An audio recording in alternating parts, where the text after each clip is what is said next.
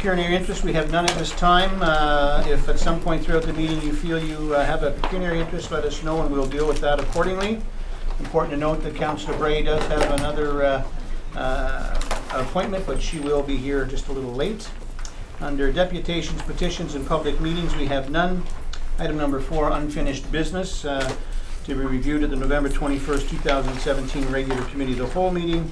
And under item number 5, new business, Director of Finance Treasury Report, dated October 24, 2017, with respect to the 2018 budget discussion. Continued first roll-up. Madam Treasurer, join us. Thank you. Welcome. Thank you. Good afternoon, everyone. Definitely. Just give me a moment here.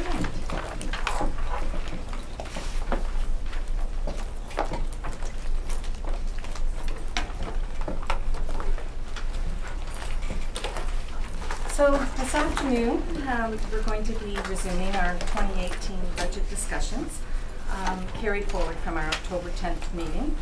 And at the last meeting, there were a few items which needed further information was requested from Council. I can briefly summarize these items and then move forward with the decision chart if this is suitable for Council. Absolutely. Okay. So for the further information request, there was, for the website and IT position, more information was requested about the time allocated for website functions. And so staff prepared some information and included it in the staff report. So on page 2, you see a chart there that shows the amount of time that's being spent for website functions.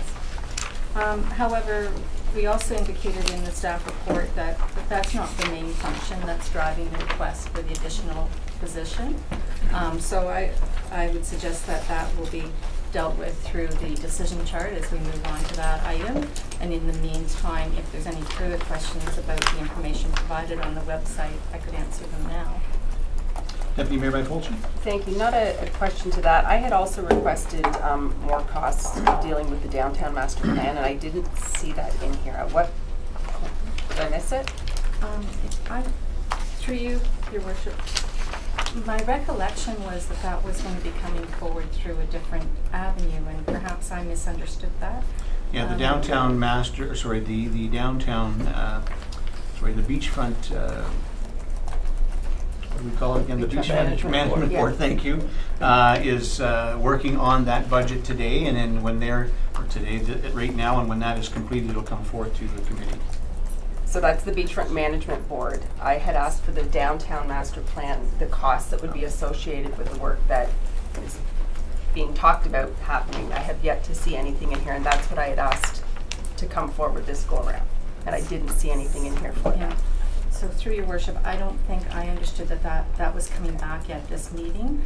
I thought that there was more information going forward through the Economic Development Office, and that would be fed through into the budget as more information was provided there. Okay. Do you want to provide me with some direction? Do we know when that might come forward then? Because I think it could potentially be a lot of money that we need to be talking about. So. Mr. CEO? Thank you, Your Worship. Yeah, I didn't understand the urgency to have it with this agenda. I recall the request being made, and basically it was to consolidate all the expenditures with respect to the downtown in one easy sheet of paper that you could see everything with respect to the downtown. And I didn't understand it was for this meeting. I understood that you just asked for it at a future meeting. So perhaps as part of the second roll-up, that it could be brought forward to committee. I think there might be some confusion. I had asked for the Beachfront Management Board and the fact that we've got, lifeguards over here under one budget or something under Parks and Rec, and things. That was one comment about the Beachfront Management Board, and that I find that area down there should be under one budget so we have a clear understanding. But then the downtown master plan proposed things is a totally different issue. It's not coming forward under there. So the downtown master plan, be it roadworks, be it buildings we're talking about building, that's all part of the downtown plan, and I think that needs to be in front of us earlier than later. George? Yeah, thank you, Mr. Chair. That was my understanding as well, because under economic development, there's monies that are there for the downtown. Under planning, there are monies listed for the downtown in terms of the official plan and zoning bylaw amendments. So, yes, it was the beachfront was one, and then the downtown was another with respect to the expenses, whether it's property acquisition, the planning fees, community improvement fees, anything that was. So when will all of that come forward?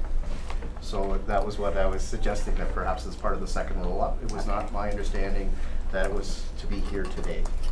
Okay, thank you. So I'm assuming, Madam Treasurer, that you're laying this out so as that the first roll-up will get through this, and once we've accomplished what we want in the first roll-up, you'll bring the second roll-up, and then at the end, we'll pull them all together and read that down probably even some more. Is that?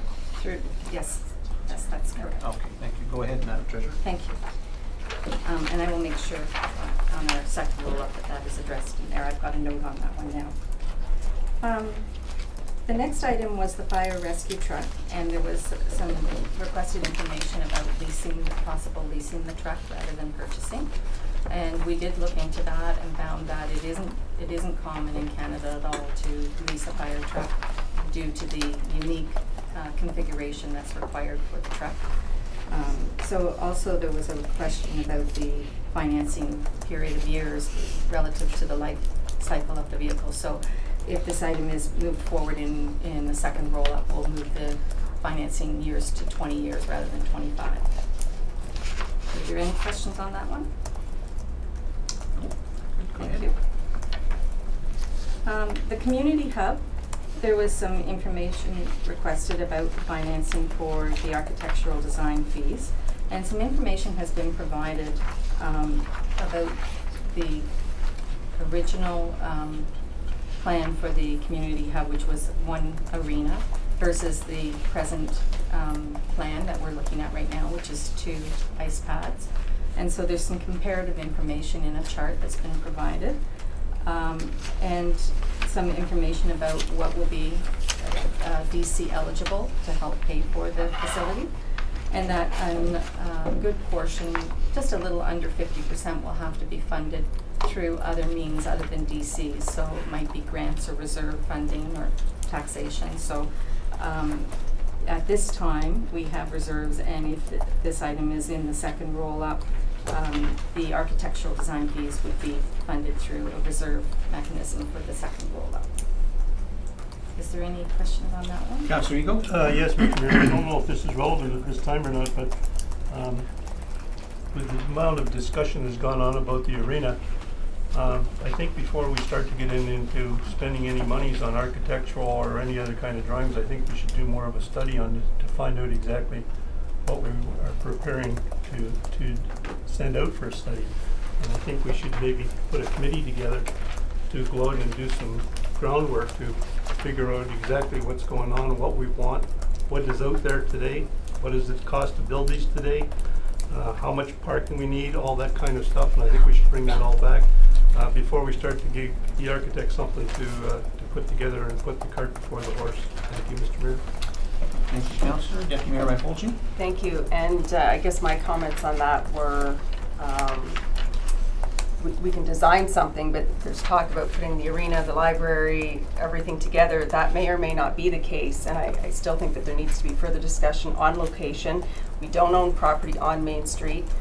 How much is that going to cost us? Where is that in the budget? Because I don't think we've thought that far ahead either, and there's no point in designing something to put it on a site that we don't own, we may never own, and we may end up having 2 separate buildings in the end anyways. So I still think that there needs to be a lot more discussion before we finalize that.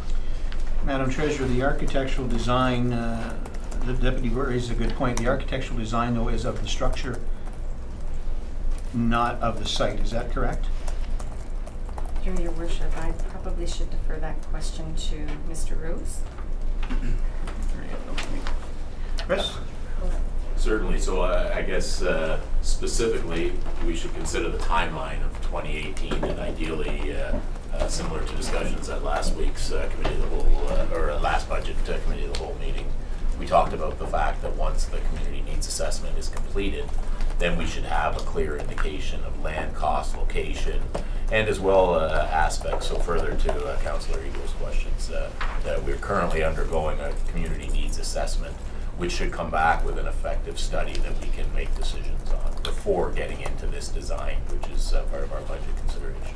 So we're basically earmarking these dollars, so is that when the community needs assessment is completed, and then another committee is set up to go out and see some other facilities, I'm sure, and an architect is engaged, we'll have a good understanding at that point as to where this facility may be located, and we'll be able to move forward at that point. Is that clear? That is correct. Understanding? Yes. Okay. You don't look clear. No, I am certainly Okay, clear. good. I think it's going to take us time to make the clear decisions that we have 2 pads with an arena in this location, etc. And then we will tender an architect with this money to help us design. And if we would like to develop a committee to work with that architect, that would be a certain effective way to engage as many different community partners as possible in the process. Thank you, Councillor Stockwell. Mr. Mayor, to follow up on Councillor Eagle's comment, since joining council and moving around the province, going to conventions and what have you, I've had the opportunity to have a first-hand look at new arenas. When I say new arenas that have opened up in the last 5 years or what have you. And there's really, there's a lot to be learned by simply getting out and looking, rather than going off and hiring a professional to do a design or what have you. And I think Councillor Eagle's on the right track to say, you know, we've got some expertise in the community from the citizens as a whole. And I think we should be talking about a citizens committee to go and do the visitations, so to speak, and come back and make a recommendation as to what we should be looking at. Now, as long as that fits in somewhere down the line, then I'm happy to buy into the concept. But if we make commitments today and we're making commitments that all of a sudden makes that not feasible to have such a committee, that would concern me. CAO, I think, understands what I'm saying, and I'd like to hear his comments. Mr. CAO? Thank you, Worship. Yes, and I think committee and council have some decisions to make in 2018 in terms of the oversight of this project. And one of the models that's being talked about is a citizen oversight committee that would oversee this project. I think that's a later decision for committee and council. I don't think anything that council is going to be discussing tonight or through this budget process is going to preclude that decision being made in the new year, because that's an important decision. Staff have assembled a group, and we are looking at the kind of things that the councillors have indicated. We've already gathered some information. Chris has that information, but we're not in a position at this particular point to bring forward a report. That would be in early 2018 once the consultation is complete, with a recommendation on how to oversee this project. Is it going to be a public oversight committee? Is it going to be a council-led oversight committee? Is it going to be staff? Those type of decisions will have to be made as the project moves forward, but certainly the models that have been discussed are models that are commonly used across the province. It would just be a matter of council picking the model that it feels best represents Wasaga Beach. All right. Councillor Smith? Thank you. Just a couple of, just some notes that when we went through the process with the Y, we had that partnership with the federal and the provincial government. Now, since we've done that with the new arena, as we all know, the province is pushing for community hubs. And I think there's some chances that we need to investigate for funding. I think we also have to decide, much like the Y, if we're going to include community partners, because if we apply for federal grants or provincial grants, that we need to have community partners, and that comes down to fundraising and are we going to go that route? And I think that's important as we go forward, as to answer those questions. So that's just my comments for now. All right, Mr. CAO? Thank you, and those are good points. The province recently has indicated over the summertime that some of their focus for grants is going to shift from some of the hard services that have been traditionally funded, such as water, sewer, bridges, and roads, and into recreation facilities. And certainly from town standpoint, our goal as staff is we want to be positioned so that we can take advantage of those grant opportunities that come forward. So that's why we're working hard, and hopefully, you know, as we head into 2018, we're along in the process that we'll be eligible for that. I'm not sure the parameters, what the partnerships might be required, but certainly the conversations have already started with minor hockey, figure skating, the library board, you know, various community agencies. So I think that once the criteria comes out for those grants, I think we'll be in a position to move quickly to be able to take advantage. That's the goal, and we're hoping to be there. If I may further, just that because it's a community facility, it might be nice to ask for some fundraising from the community to support the costs. So what I'm hearing here as we go around the table from council, I think, is that we'd like to see a staff report on this come back in the near future as to where we're at, what staff have embarked upon so far, and what the next steps are. All right, moving on, Madam Treasurer. Thank you. So at this point in time, I'd like to move into the decision chart. It's been provided with a hard copy to make it easier to read because it is a detailed document, as well as I do have it on the screen. It was my intent to record decisions that are made on the chart on the screen so that I can capture them to move forward with. Is that suitable? Absolutely, Madam Chair. Carry on.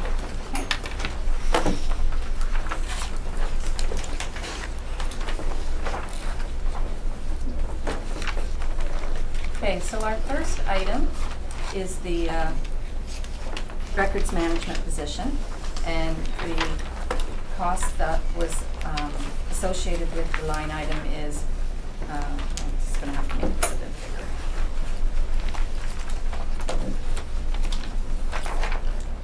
$6,857? Yes, $6,857. So could I turn it back for discussion?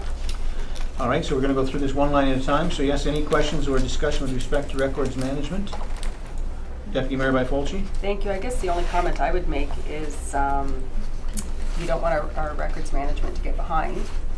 We also, timely processing of FOI requests, we're getting more of those daily. So for under $7,000, I would be concerned that we would choose to not include something like that we have to keep up, especially the records management. Any other comments? I would agree with Deputy Mayor Byfolchi. It's important that we keep up on this and that we do that. I'm concerned, however, are we getting FOIs daily? I never said daily. Oh, okay. I thought you said daily. So No. that's what I said. Whoa. Oh, not yet. Okay. All right. Good.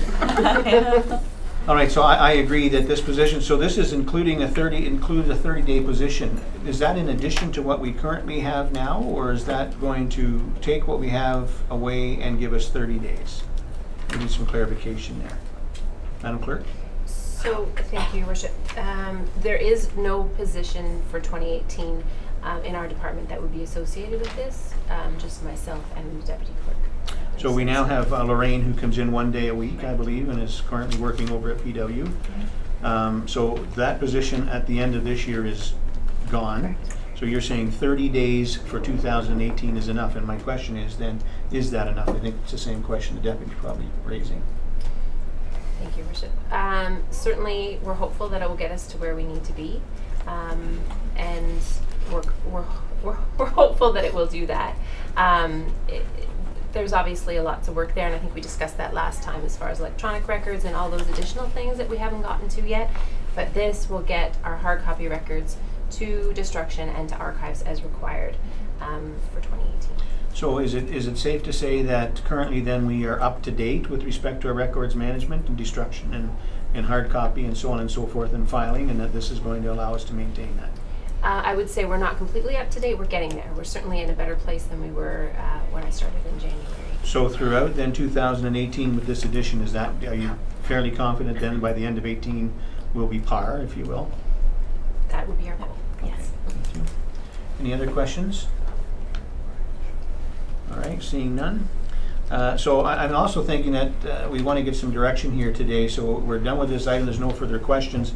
Mr. CAO, Madam Clerk, have you just thought about how you want this direction to come through? Mr. CAO? Thank you, Your Worship. So just in terms of the chart, you'll see that the chart's broken down. These were items, the first 8 items on the chart are items that were excluded as part of the budget at this particular point. So to get to that tax rate increase of 3.06 that members of council were briefed on the last budget meeting, these were excluded. The next section deals with ones that were included. If you go across the chart, you'll see where in the middle of the chart it talks about taxation. So in the column that says taxation, that's the taxation impact of each of the items that were excluded. So you'll see in bold there 264,312. And the treasurer has prepared the chart. If you continue along on the columns, you'll see other funding sources if there's potential for that. And then you'll see a column that says include, exclude, refer for more information, defer to the next meeting, fund through non-taxation, and available funding sources. So the recommendation, Your Worship, is that you go through each of these items, make a determination based on one of those options. And at the end, we'll have a motion that the first roll-up of the budget be adopted as per the changes and alterations that members of council have made. So then I understand all that, George, and I think this is great the way you've laid this out, Madam Treasurer. It'll certainly give us clear direction today. So we're going to then, I'm assuming at this point, before we move on from this item, it's best to take a vote around the table so we determine where it's going to go. First of all, let's get some feedback where we think it should go, and then a vote, yay, nay, so we have clear direction, correct? Okay. So as you can see, it's to be included, to stay excluded, the funding source where it should come from. I'll open the floor for comments from council, but first, Madam Treasurer. At this time, I wouldn't worry about column N and O, the funding, unless there was specifics that were wanted to be mentioned. The 4 columns, include, exclude, defer for more information, or defer for next meeting, are the main decisions. And the other 2 were just in case we needed them.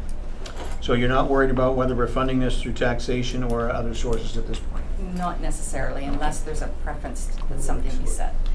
So I guess the question is, at this point then, do we wish to include this moving forward or exclude it? Yeah. Councillor Stockwell? I think we should include it at this time, which All right. doesn't stop us from changing our mind down the road. Right. Any opposition to that? I would agree with that. All right. Next item, Madam Treasurer. Populate that. The next item is under the administration, the grant writer position. And this was to maintain the current model for 2 days per week was the first option, which was a cost of $35,200. A second option was to reduce the position to 1 day a week, and that would cost $17,600. And a third option was whether or not there was the opportunity to merge the position with part of a new position. Comments? Deputy Mayor Byfolchi? Thank you. Can you just jog my memory?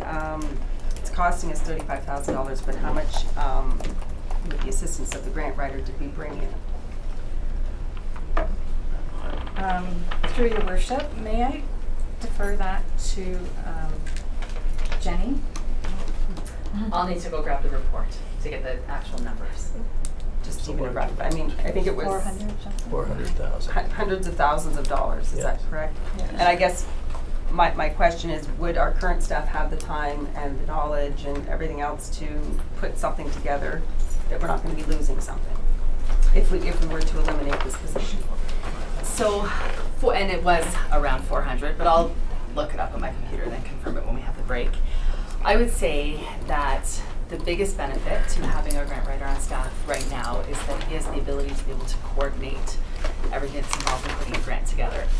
Without question, prior to Mr. Peter being with us, our departments, specifically the department heads, were responsible for applying for their own grants. So I'm not going to sit here and say that Brian in that position brought in this money on his own. He certainly did not do that. But I think what it has done is it's relieved that additional strain on departments who within their departments have in many cases limited staff. So if we don't have the grant writer position, then that will go back to the departments, which could result in other work not either getting done or being moved down on the priority list. So there's a benefit to the coordination and being able to stay on top of the grants and explore private sector grants. And I guess that's one of my points is when you have a grant writer, that's what they're spending their time doing. They're looking for those grants. Staff don't normally have the time to sit there and just look for grants every day. That's right, and Laura, thank you. So the 404,000 is correct. In 2016, there was $404,222 brought in. And what you just said, Deputy Mayor, is correct. The grant writer's key focus and only focus is looking for grants, preparing grant applications. If there's follow-up to be done with grants, he works on that. But he doesn't work on his own. He works with all other staff as well. And I guess I'd like to see it left in. We were just talking about, hubs and everything else, and we're going to be looking for grants. Couldn't agree more. Councillor Smith? Yes, thank you. I think just from historical purposes, one of the first things this council did was to look for a grant writer, suggest we needed a grant writer because we realized in the past that that hadn't been done. If you take a percentage of the taxation impact versus the amount that's been raised over the 3 years that he's been doing it, you're only quoting 1 year at this point. I think it's very small to pay, a fee to pay for the type of work and grants that we're seeing come through. Very important to note that Mr. Peter is very good at what he does. He has a lot of experience and has certainly helped, I think, most departments in moving forward to getting those grants. So, Councillor Stockwell? I just want to be clear on what the 400,000 means. We're not saying that the grant writer brought in 400,000 more than the previous year when he wasn't here. Is that what we're saying? That's correct. That's correct. So prior to the position being in place, the municipality did receive funding through provincial and federal levels of government, particularly for infrastructure type projects. Having the position on staff has provided the ability to explore other grants that may not have been explored because that responsibility fell within each individual department. I got that. Where does the 400 fit in? So the difference between what we got when he wasn't there and what we got when he was there, that's additional 400,000? So unfortunately, as far as history goes, we've had a change within our Treasury departments, as everybody is aware. So our current Treasury staff and Treasury department have tracked the grant funding that has been brought in. So if we use Celebrate Ontario, for example, in 2016, Mr. Peter, working with the Economic Development Department, did submit a grant to Celebrate Ontario. Now, we had a specific reason for that grant. The year before we didn't have the market, so the money wouldn't have come in. So if the question is, did this position specifically bring in $404,000 that we would not have had regardless? There's not a clear answer to that because we did receive funding regardless of the position being in place. So to be clear, Councillor, I think it's a difficult question for staff to answer because we'll never know what grants we will or won't apply for moving forward as we didn't in the past. The grants become available if someone here is made aware of them or sees them, then we apply for them. I think the big difference here is that Mr. Peter is cognizant of that and that only. So he is constantly dealing with and looking for any and all grants. So there's no doubt in my mind that we've received grants that we probably wouldn't have without him, or may not have, more importantly, may not have received had they not had his expertise in helping him write those grants, because that's a big part, is my understanding, Jenny or Madam Treasurer, a big part of being successful in getting grants is the quality of the person who's writing those grant applications. So I think that's a tough question for staff to answer, to say, how much did we get before versus how much we got now, and how do we attribute that to Mr. Peter? But Mr. Mayor, you would agree it's an important question. I would agree it's an important question. I just don't know how we're going to answer it. If this guy is responsible for bringing $400,000 new dollars into the municipality, he's got my vote today, right? So, but I don't know if that's the situation. Well, and again, I'll turn it back to staff, but I don't know how you're going to answer that question clearly. I'll come back to you again. Jenny? So through you, Your Worship, I think the best answer to that question is $404,000 was received in 2016 through grants that Mr. Peters had a hand in. So if we go back to the history of grants that have been applied for, we've got more success than not. With Mr. Peter. With Mr. Peter. And the biggest benefit, and I understand your question, and you're right, it's an important and fair question, and I apologize to you that I don't have a clear answer for you. The biggest benefit is that that is the only thing that Mr. Peter is concerned with. That's it. That's his only function. That's what he does. There's nothing else that his time is taken away from. He's not pulled in many different directions. So that's the biggest benefit to the position. It's difficult for me to say whether or not we would have got these grants if he was not here. But I think what we're clearly hearing you say, and correct me if I'm wrong, Jenny, I don't want to put words in your mouth, Yeah. is that it's safe to say that we have been considerably more successful in our grants since Mr. Peter has been here than we were before. Is that safe? That is fair to say. Okay. Now, the other thing I think is important, because you've got quite a task at hand with all of the things we're trying to accomplish with the tax rate, the desired tax rate increase for 2018, in discussion with the department heads, regardless of what your decision is, whether it be a one-day position or a two-day position, there is a benefit to the role. I've had good discussion with Mr. Peter because he is the right person to be in the position right now. If the decision of council is we're going to reduce the position to 1 day a week, he is open to that, and he will have to use his time as best as he can. But through discussions with our CAO, we could look at that as a 52-week position where his time could be flexible depending on the grants that are taking place if we get to that point, because you've got a lot you want to do with not a lot of money. But I think a lot of the importance in this position is the ability to have the time to research grants, It correct? is. Yes, it is. See what's available. So Yeah. again, I hope that helps you with your answer, even though I don't Not think it much. does. Councillor Boulanger? Yeah, I think, thank you, Chair. I think more importantly than looking at the position historically, look at the position as what we have planned for that position going forward. And the reality is we're going to be looking for funding for some pretty significant projects that haven't been undertaken for a long time.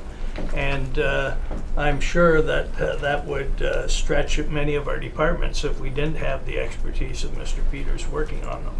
And it will be very important that we're successful on some of these grants, both at the federal and provincial level. So All right, anyone? Councillor Smith? Just a question, perhaps through you, Mr. Chair, if Kevin could speak to this. I believe with some of those grants in the past that a third party would have been hired to write those grant applications. Would it be done directly in your department? Yeah, I think prior to the establishment of the engineering division, certainly there was assistance from our general engineering consultants. Since 2012, and we have those in-house resources and the background studies available, we manage that for the most part internal, unless there's very specific issues that we have to address, or if we don't have the time to respond in accordance with the requirements. But I believe, yes, prior to my time here, there was certainly we leaned on our consultants to help support that.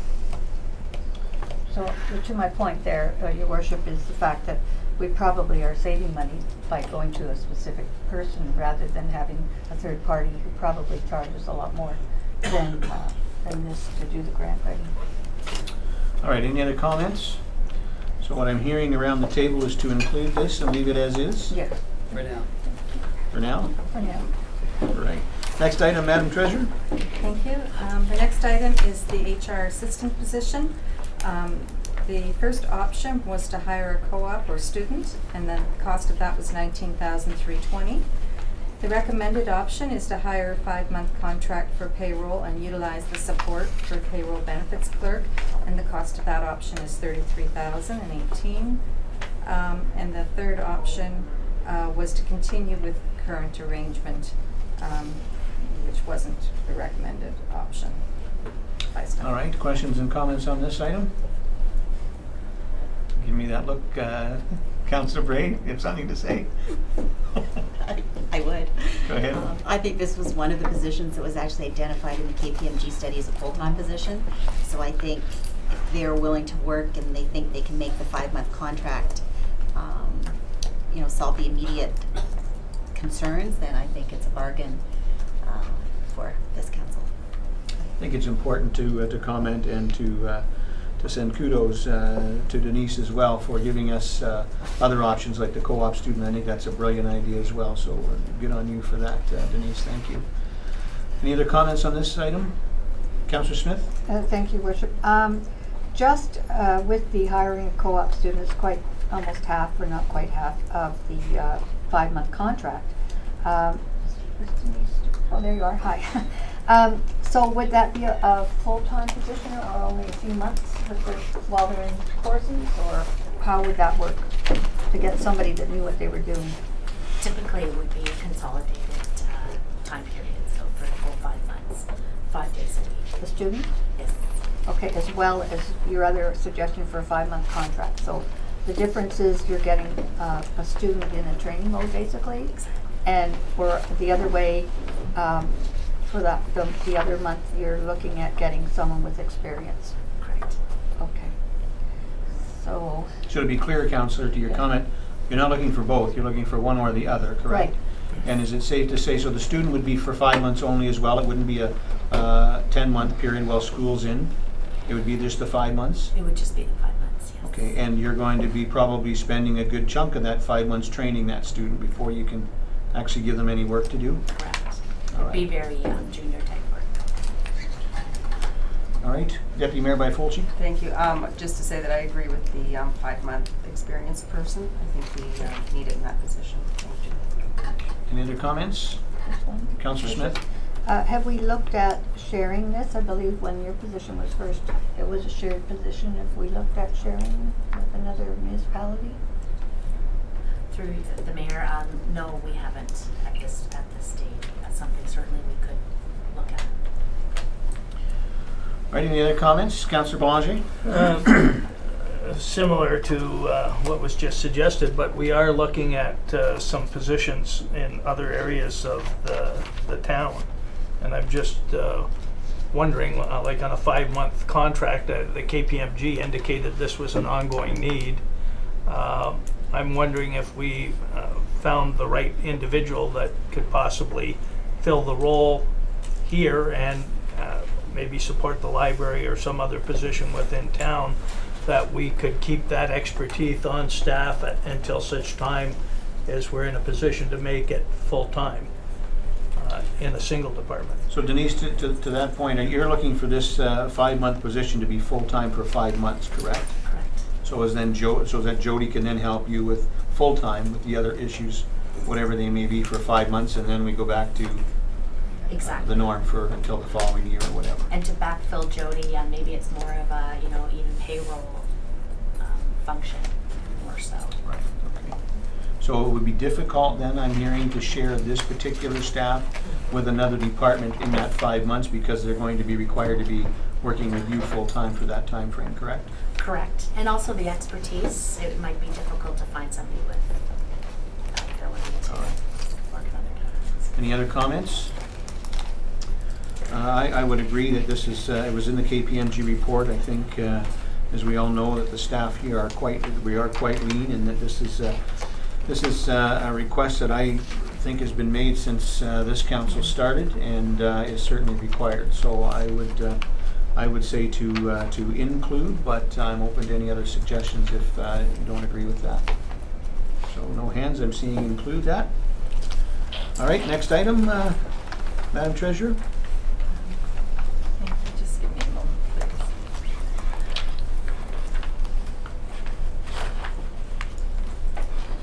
The next item is the junior technician for IT. This position was first presented as a request for a full-time position. Alternatively, there was an option to hire a shared position with another municipality. If that opportunity existed, we think there's a possibility it could. and that would be 6 months, or alternatively, to hire a part-time position for 5 months. And that would at least give some help to the department with the increased workload that they're experiencing.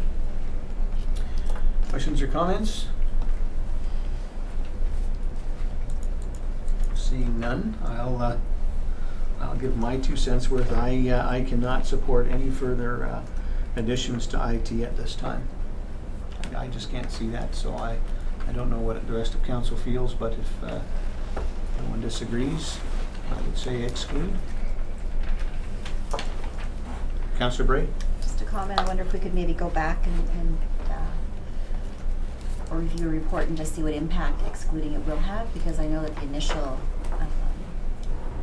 statistics that were given to us to support the position in terms of number of systems, number of networks, you know, the staff has grown, so the infrastructure has grown. I think that there was some justification for whether it was a part-time position or a full-time position, so I think just to eliminate it completely might be cutting off our nose to spite our face, because we all know that if the system goes down, the whole organization stops functioning. So refer for more information? I would be. Any objection to that? I'm fine with that as well, so refer for more information. Yeah, Mr. Mayor. Sorry, Councillor Stockwell? If we're going to refer for more information, you know, contracting out is a dirty word, especially in government, and it's something that maybe contracting out here is could be a thought. And if we're going to refer it off, can we also throw in the concept of investigate what contracting out would really mean in a department like this? I think that would be a good idea. I think the webpage is a prime example of that, so staff's clear to include that. Anything else, Councillor Belanger? Thank you, Chair. That was my same comment. You know, there's certainly many organizations that do not utilize in-house IT, and we have some systems that I believe could be contracted out entirely for a support, and it's a pay by requirement. You know, so it could be very cost effective on a specific system or 2 systems. I just don't know whether we've had the time to investigate that fully. The other thing is software changes, and when you hire full-time and your needs change, we know it becomes very difficult of dealing with individuals that have been on staff for quite some time that are permanent members of staff. So. I see a hand up here. Sorry, Deputy Mayor Fulci. Thank you, and I don't know a lot about IT, but I guess the one concern I would have with contracting out is what measures are in place for confidentiality. We are a municipality. We deal with a lot of confidential information, people's private information, and you know, just to hire somebody locally to come in and play with our IT stuff, I would have an issue with that. So I would want more information on that part of it. I would agree with the deputy. However, there are programs, email programs, for example, Office 365, where they, you know, we're purchasing this program for each and every employee. We pay per employee, and often they'll offer support with email issues, so on and so forth. So just looking at all of those options and what's available and what isn't. But the deputy raised a good point. Last point, Councillor Belanger. Yeah, I was just going to say there's some very large firms that provide this service, and they deal with many large companies that have the same concerns about confidentiality that a municipality would have. So. All right, moving on, Madam Treasurer. Thank you. I don't mind, I just want to make sure I save the file periodically. Okay, our next item is the warden position for the beachfront enforcement. This is one additional new warden position at a cost of $20,000, and the position will be hired for the season. Questions or comments, Councillor Bray? Just my comment that it said it's required to meet the baseline service, so if we're managing the beach, I don't think this is an optional inclusion or exclusion. I think it has to be there. Other comments? Councillor Smith? Thank you, Worship. Just a question is that including the education and the equipment and uniforms. Well, those are separate items as we go through this, I So believe. they are, I Councillor. think, that's just the person. That's just the position. Thought I saw somewhere. All right. Any other comments? My comment was I'd like to see a full season under our belt. I understand the pressures that they face there this season, so I'm fine either way, but I'd maybe like to get just a little more in-depth information on this before I make a decision. But I'm hearing include it. I'm hearing me say more information. Councillor Belanger and then Deputy Mayor Byfolchi. If my recollection is correct, I believe our bylaw director, Mr. Vincent, had explained this pretty well, in that there was also quite a bit of overtime that was accumulated this year, as well as putting some significant stress on departments and management. So I support the addition, given what I've heard so far. Deputy Mayor Byfolchi. Thank you, and I was just going to say, I think Councillor Bray hit the nail on the head. We're looking after the beach, we have to have it. I don't think it's an option. All right, so I'm seeing the majority to include it. We'll include it. Next item. The next item is was a public works employee. There were two, the request was for two, and one of them was included and one was excluded, and this position, as noted here, over the past 10 years, there have been 18 developments and or phases there have been assumed by the municipality without increasing roads complement. So this was to hire the second position at a cost of $52,000. Questions or comments?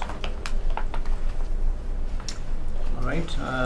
My comment is I would be fine for one and not two in this calendar year, but it's excluded now, and I believe there is one as we go further through the list that is included.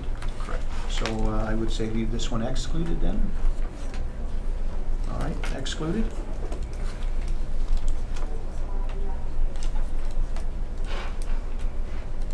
Madam Treasurer? Sorry, thank you. I'm just saving the file. The next position is volunteer activities programmer, and this was to obtain and retain 150 active volunteers within the town of Wasaga Beach volunteer database by the conclusion of the contract. So this position is a cost of $36,000 and extend the contract position for a 2-year part-time, 24 hours per week term. Questions or comments? Councillor Bray?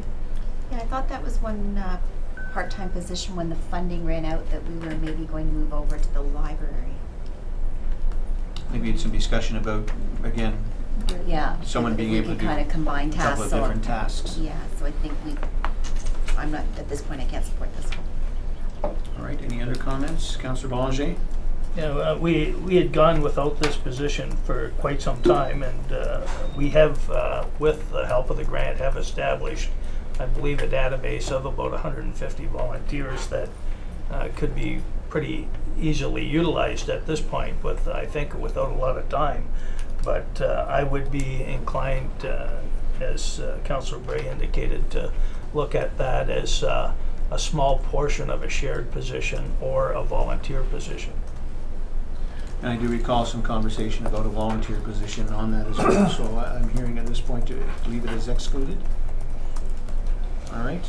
Next item. The next item is the position of youth programmer in the recreation department, and it's to increase one part-time position to a full-time position at a cost of $24,000. Questions or comments? Councillor Smith? Thank you, Your Worship. Just with the new youth council, or whatever we're going to call that committee, it's probably going to add a little bit of the workload to that person. And I think we don't pay a lot towards youth, and I think with all the new things coming out that they're planned for the youth center, that I think it's required. So, all right. Councillor Bray? And for me, I like to see increasing part-time positions to a full-time position, because I think it increases job opportunities for employees and hopefully retention of those employees. So I think it's a good way to step the increase as well for taxation. All right, I'm hearing two folks to include it. Anything else? All right, include it. No, Oh, Councillor Stockwell? you had 2 to include it and 5 to exclude it? Well, I'm not hearing anything. The floor is open for you to put your point forward, Councillor, so if you want to... Well, I mean, just to try and even up the score, I certainly think it should be excluded. All right, so I want to be clear, as we go through this process, staff are looking for direction. So I understand that. it's important that everyone gets an opportunity to speak here. If if it's excluded and I'm not hearing comments, I'm assuming that's leave it as is. If there's comment one way or the other, then it can be a more clear and concise decision. But And all I'm suggesting is 2 members of council shouldn't overrule an exclusion. Deputy Mayor Byfolsey? And I was sitting here because I'm fine with it being included, so I think if somebody's putting something out there and somebody else around the table is in disagreement, then I think they need to speak Okay. up. And I have. Okay, good. Any other comments? So I'm hearing to include it at this point. No other objections other than Councillor Stockwell? All right, included. Next item. Thanks. 1 moment while I move to the next page. So the next grouping are positions that through the staff review were included in the budget. So as part of the 3.06% tax rate increase through the reviews, they have been included in the budget. So if there's an alternative decision, then they would be taken out of the budget. All right, so first item is library. And Madam Treasurer, any comments? No, just the position is in, as CEO, Mr. CEO mentioned, it's included. Councillor Belanger? Yes, I believe at the last meeting I had asked the question whether or not this full-time position could also play a role as a volunteer coordinator, and after that I did talk to our CEO of the library, and I think that they would be receptive to get a full-time position if they had to give up a day a week or something like that to fill that other position, that they would be receptive to that. So you're talking with specifically the volunteer coordinator to fill that position as well? That's correct. Jackie, did you wish to speak to this? Welcome. Good to see you. Yes, I did speak to Councillor Boulanger, and I did speak to Mr. Bruce about the possibility that we could certainly entertain. That's what it took. We could certainly work. We do have volunteer coordinator, but some volunteers at the library as well, so we're familiar with the concept. So yeah, we could certainly work something out. So it's a good fit. It's a good fit. Great. It's a potential fit. Yeah. All right.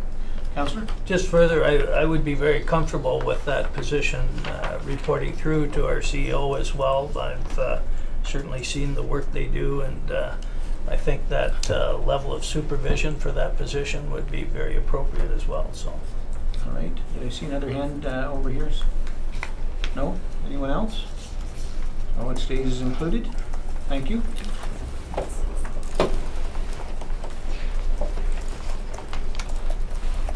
The next position is the from building department, the administrative assistant position, and a hiring of a full-time administrative assistant at a cost of $54,000. That's included. And just note to council to remember that this is a self-sufficient department, so it will pay for itself. Any objections to including it? All right, it stays. Next item. Next item is Public Works, the Public Work Employee Roads Division, and this is the other position that's included at $52,000. Any comments? All right, I made my comments earlier, so this one stays as included. Next item. And the next item is engineer technician, again in Public Works, a full-time position at $70,532, and is sourced outside of taxation. Can you just elaborate on that, Madam Treasurer?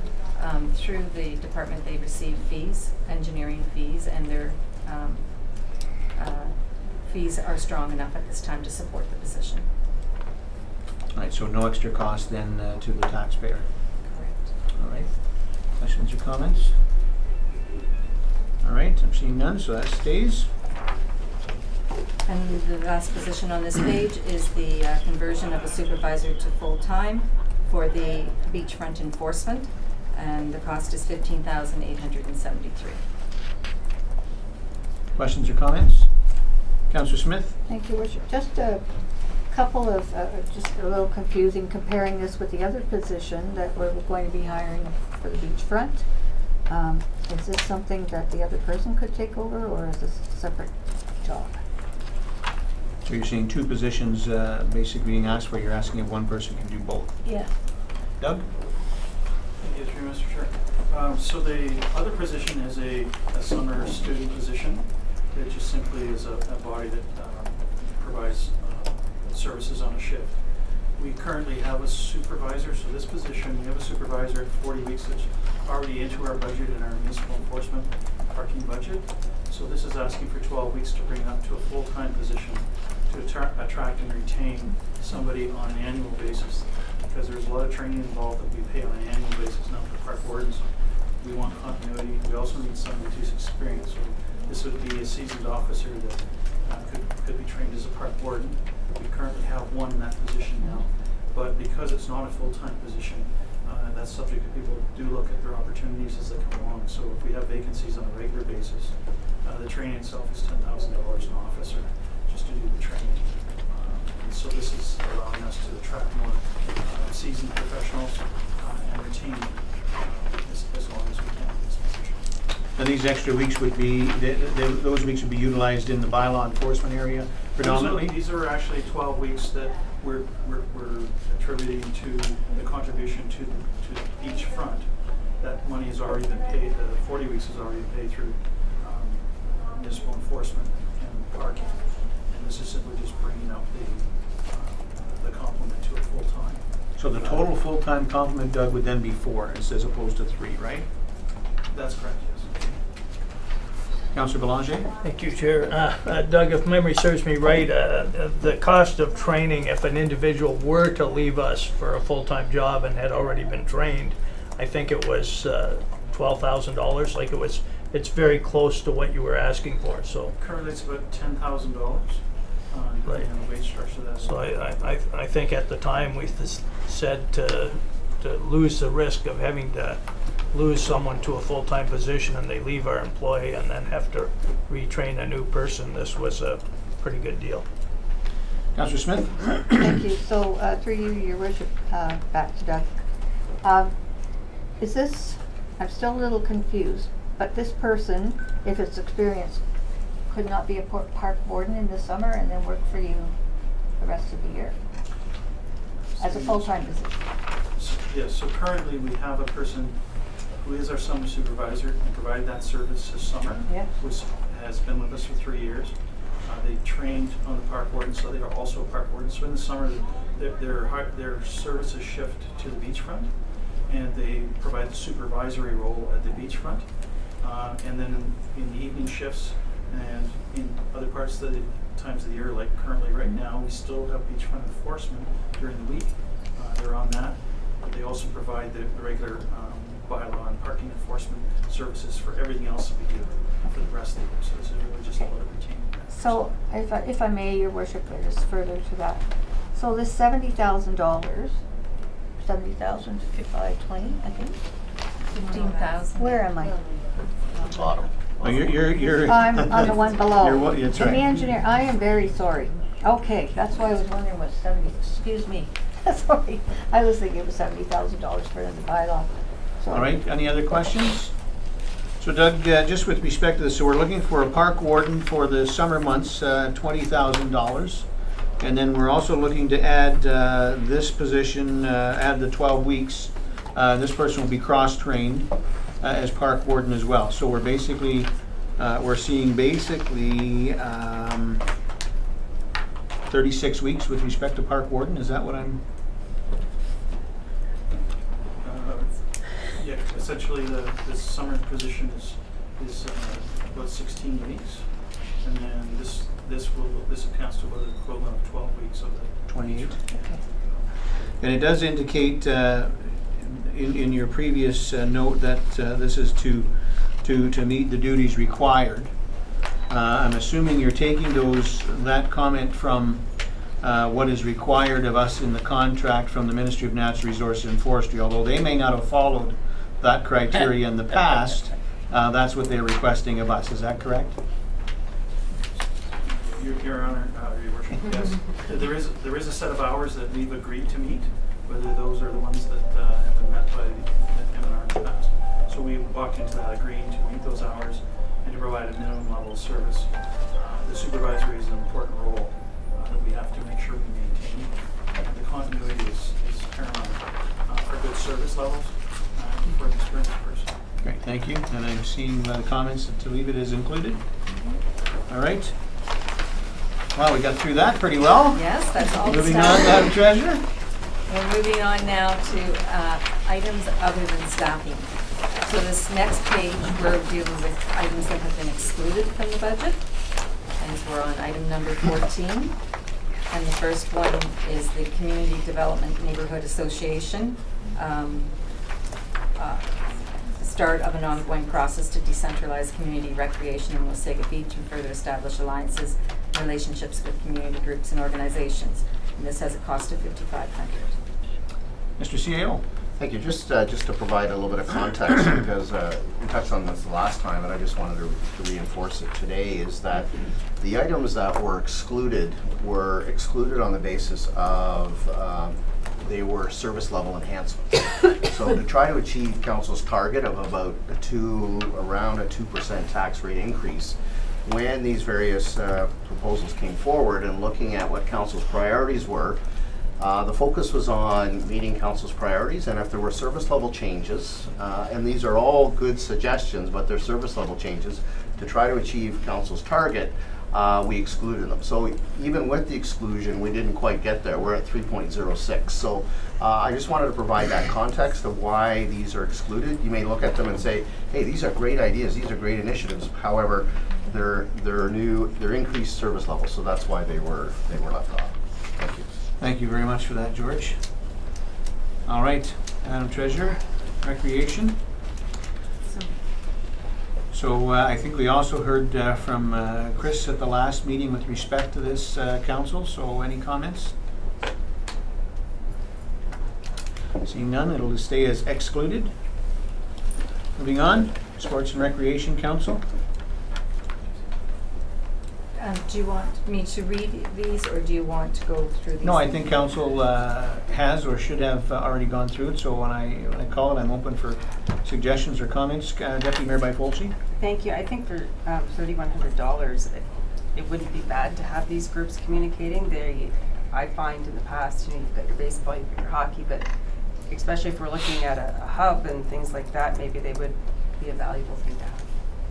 Are we not speaking to these organizations one-on-one already, Chris? So this would be for them to speak to each other, correct? Certainly, yeah, join resources where there's commonalities. All right. All right, any other comments? Okay. So I think the deputy is saying to include it. That's your recommendation, Deputy Mayor? Well, I think Chris has put it in here because there's some value in it.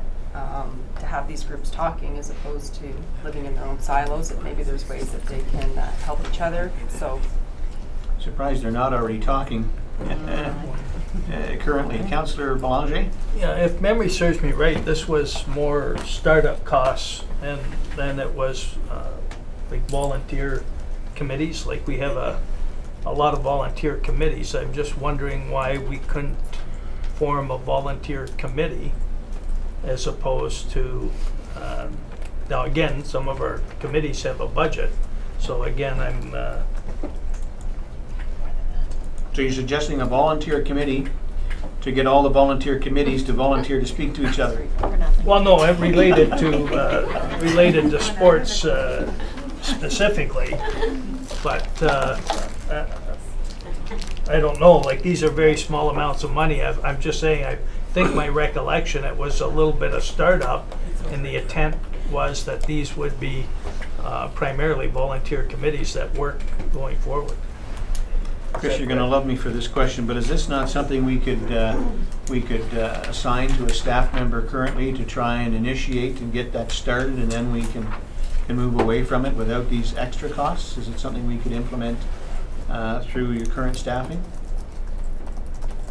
Yes, it would be a service enhancement, though, regardless. In that sense, this just gives us some resources to help bind the group, like a training course. This would be something that we would offer to, like a coaching course that we could offer to a dozen people that were part of this council, and that could be their first initiative. And definitely, sustainability would be a goal, like running a provincial event here in Wasaga Beach through this group would make $100,000 that they could use over the following 5 years. That's ultimately the way sports councils typically fund themselves. So you make a good point when you say sustainability.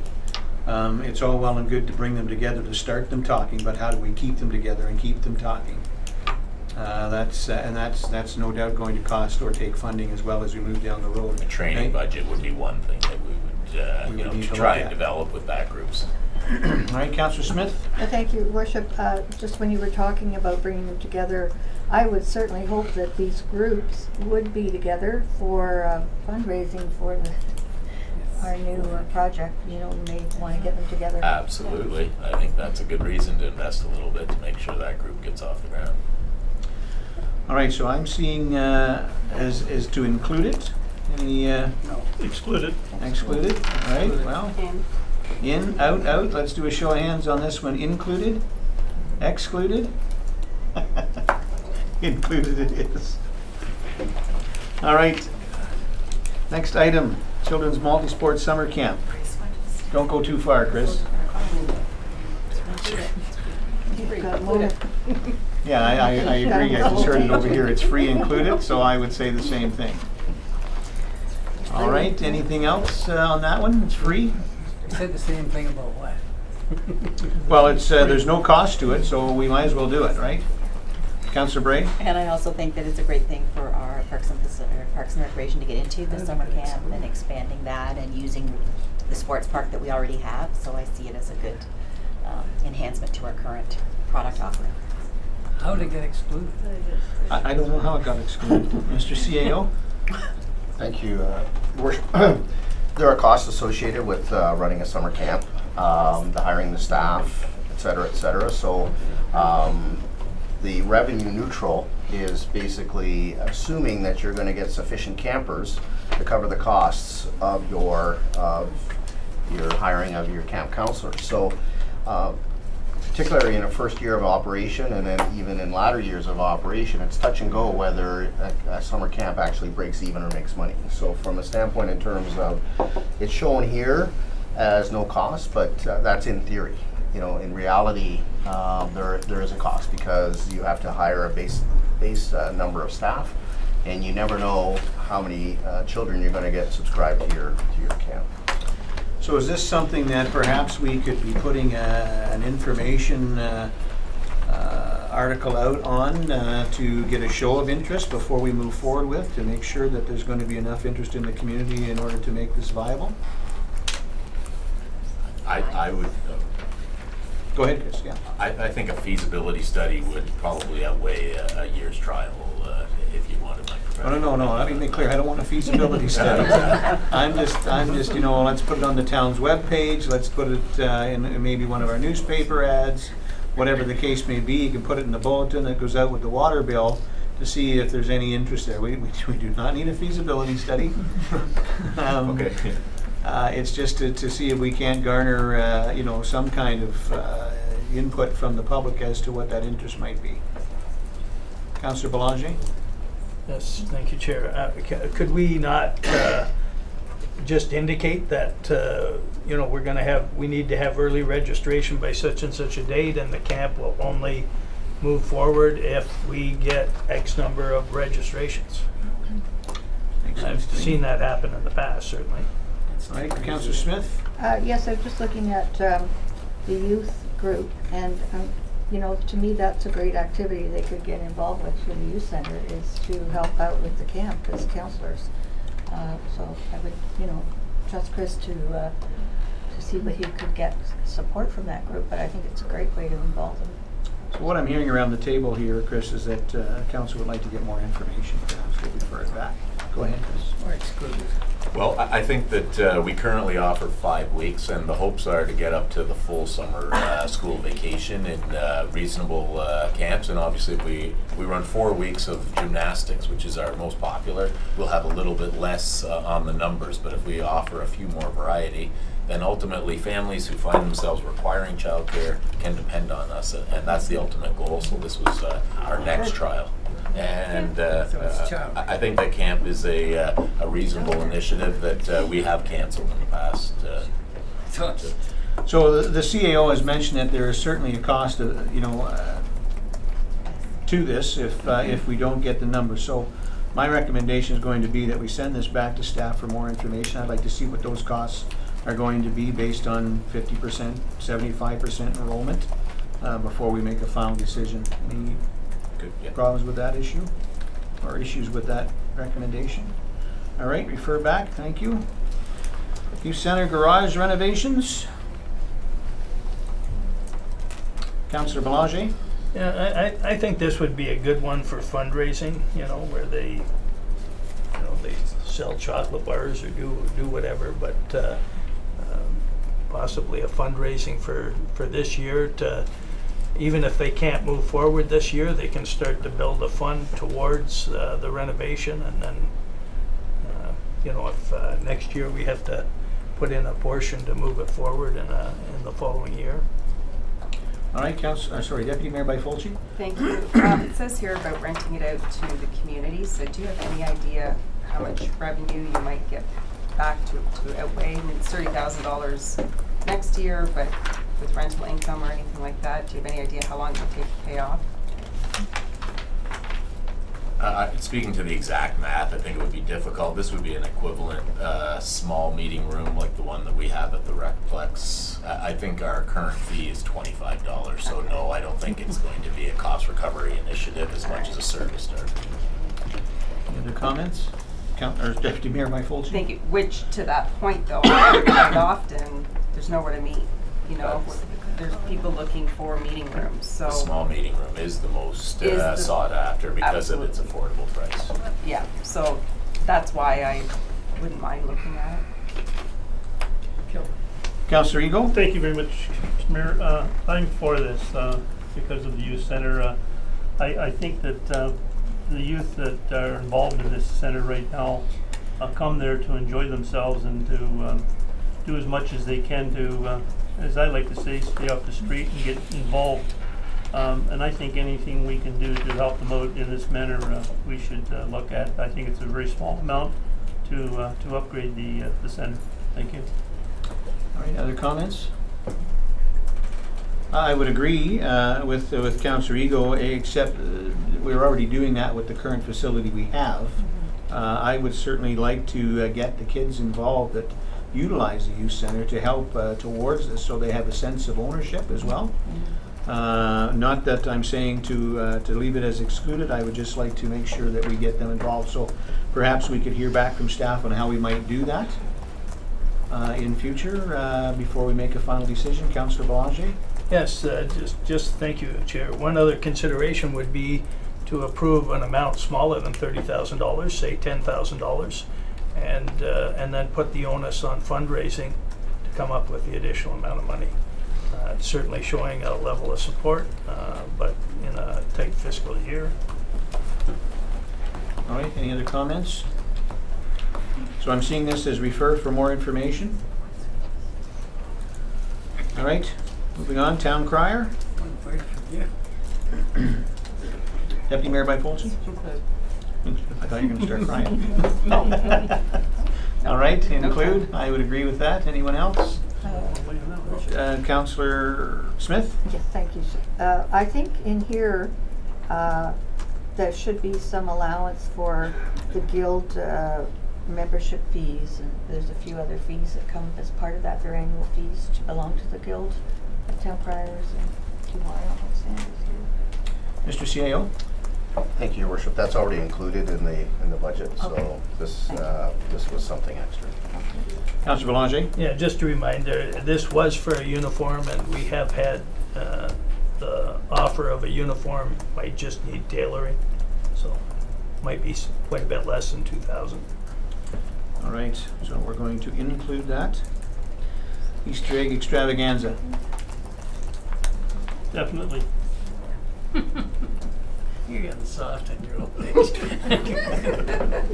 Any other comments? It says excluded right now. I'm hearing one included.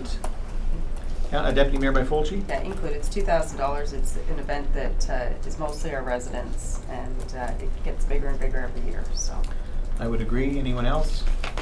This is a local do-good. All right, so included. Jazz in the Park. Deputy Mayor, sorry, Councillor Bray. Included. Included. I think it would be nice to provide a level sound system, and again, that's very well attended by residents and visitors. I think it's one of the few events that really bridges the gap. Councillor Smith. So when they say production, I was thinking of a production company or something, somebody, staff person to, but you're talking about, is it sound systems that you're referring to? Will allow for professional sound from all entertainment and additional marketing to attract more tourism. So what do we need there? Some of the acts are going without production so far. There's a nominal fee on each night that we bring out an act, and we complement it with a proper sound system. And this allows us to have that on every night throughout the Jazz in the Park season. Councillor Belanger? Yes, thank you, Chair. I'd just like to suggest that we consider a free will offering at some of these events. It's quite common at a lot of events, and it's very inclusive because people that are in a position that can't afford to pay anything, they're not expected to put anything in the cup. But if they need the $2,000, that's great. But if it's covered by free will offering, then that's great too. All right. Did I see your hand, Councillor Stockwell? Nope. No? All right. So I'm seeing that is included. Funderland? Seeing no comments. Stays excluded. Tree lighting, or sorry, Santa Claus Parade? Thunderland. What do you do with Thunderland? Exclude. Any comments on Funderland? So I see that as staying as excluded then. All right, tree lighting, or sorry, Santa Claus Parade? I'll support that. Just a comment, it's a huge budget. I think the chamber budget was a couple of thousand, and we're talking about enhancing it by 4,500, so I'm not sure. Kristen? Did you want to speak to that, Chris? I think the enhancement primarily revolves around more marching bands, which has been tricky with our current budget to try and fill out the parade with a music piece. I think the CCI band alone is around 2,000, 2,500, are they not? I can't speak to it exactly, but I think the hopes are to have sort of a beginning, a middle, and an end at least to anchor. And that's Councillor Smith? Yeah, if I may, that's something that after years of watching the parade and being in it is sadly missing from our parade, and people really look for the marching bands. And you're right with CCI. I think it was around $1,500 or something like that years ago. So I think it will add value to the parade, and that's just my comment. Councillor Belanger? Thank you, Chair. I'm not familiar with these things, but rather than enhancing by 4,500, what if you had prize money of 2,500? Like would bands show up? No. They have costs, I think. Well, I shouldn't say no. I don't think they would. They have costs that they want to cover. I can tell you the CCI band is not showing up if you haven't got a cold hard cash there in front of them when they get here. Councillor Smith? Yeah, just to answer Councillor Belanger, as these bands, a lot of them are fundraising to go to bigger places to perform, and part of the fee is to cover the fundraising activities. So that's my understanding. All right. So I'm seeing this is included. All right, moving on to the tree lighting. Chris, can you just explain the enhancement? I mean, it's a tree with a whole bunch of lights on it, so you want to put a whole bunch more lights on it? What? Yeah, I think we have about 2,500 feet of lights that we put on the one tree, and they're regularly damaged. And we're quite a bit behind on this. Strings of lights have been vandalized. It's a horrible story, but we haven't been able to protect our light properly, and there's a bad person out there who's. So it's not the fire chief because the tree doesn't meet code down there? Does that meet code, chief? That's speaking with our parks foreman. This is our. So this is a one-time expense then to. We want to make the event as perfect as possible at the end of the parade. Yes, the tree is a big highlight. Councillor Bray. And on a positive, we might be losing lights, but the tree is also growing. So we should have a small budget of lights every year to keep up with the growth of the tree. Councillor Belanger. It's also cheaper than security. All right, so I'm seeing that is included. All right, moving on to Snowman Mania.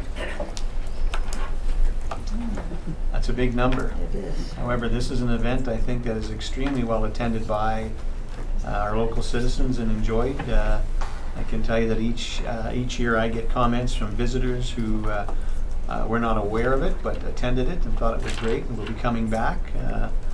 So I think it's an important event. I'm just 23,000 is a lot. Could we do with half of that maybe? But I'll open the floor. Councillor Smith. Your Worship, what is the current cost of Snowman right now? There was a very successful February 2017, and this number would keep us status quo at that level. But it is an enhancement to our budget. There were some approvals that made it bigger in the current year that this would work towards. And I will say, the number on this one is 4,000. We actively engaged at least 4,000 people. We know this because we sold $8,000 worth of revenue. It's $2 a button, and this is what our locals are wearing in order to get into the various events. So I do think 4,000 people participating is a significant consideration. Could we get another $1 for a button, do you think? That would be complimentary to this. I don't think that would be an unreasonable consideration. I guess we'll build it into our fees and our fees budget approval. It may be rates and fees. I forgot. All right, Councillor Bray. Thank you. I just wondered if there were grants available because it's February and it's not really festival season, and maybe we could be looking at support for an event in February that will bring people to the town. That's a very good point, actually. We're working on current funding for long weekends, and this is the Family Day long weekend, so we may be able to build that. That's very timely, good comment, although I cannot guarantee the grant funding at this time. But it speaks to the extra support for the event, because these are all matching funds when it comes to Celebrate grants. Yeah, and you have lots of community groups involved. Lions do things, and Rotary does things, and yeah. So this existing would qualify us for 25% of our total expenditures if we were successful with that grant application. We'll get Mr. Peter on that right away. Councillor Ego. Thank you, Mr. Mayor. Just a quick question to Chris. The button fee, is that deducted from this 23,000, or is that on top of the 23,000? This 23 is a net cost to the existing base budget. So I think the gross expenditures on that event, off the top of my head, I think we're at roughly 50 is our net cost. So we would be gross expenditures of 58 with roughly 8 in revenues. Councillor Belanger. That's an estimate. I'm not 100% on that net 58 expenditure. Thank you, Chair. Just on your comment about raising the price of buttons, for an optics perspective, I would probably recommend leaving children at the current rate and increase the adult rate. Mr. CAO. Thank you, Worship. Just a little bit of history on this one. The Snowman Mania budget remained fairly stable for a number of years. 2017 it got a boost because of Canada 150, and what was proposed was to go back to the 2016, 15, 14 level. So that's the discussion. before council is whether you wanted to stay at that 2017 level or go back to what was at 2016. Councillor Smith? Thank you, Your Worship. I don't mean to take credit for this, but I will. That was my brainchild was the Snowman Mania, and I saw it turning into a big tourism event. And I think they're going along that path. And I think it could be a bigger tourist attraction than it is. And my goal for that one was always to bring in people in the wintertime as well. So I think if we had a good marketing plan that went along with this, rather than just local, I think, perhaps work with economic development or something to see how we can market that as an event. I don't believe right now it's getting the attention it should be getting, other than a local event. So I think there's a good opportunity to grow this event, and the better it is, the more people will get as well. So. All right. Any other comments? So I'm going to, I'm hearing include this at $23,000, and I want to make sure we're clear on this one. So, Councillor Belanger? Well, I would, thank you, Chair. I was just going to say, if we're looking at possibly increasing the buttons and maybe generating another $4,000, that maybe we should consider a reduction in the 23 and challenge staff to find part of that through revenue.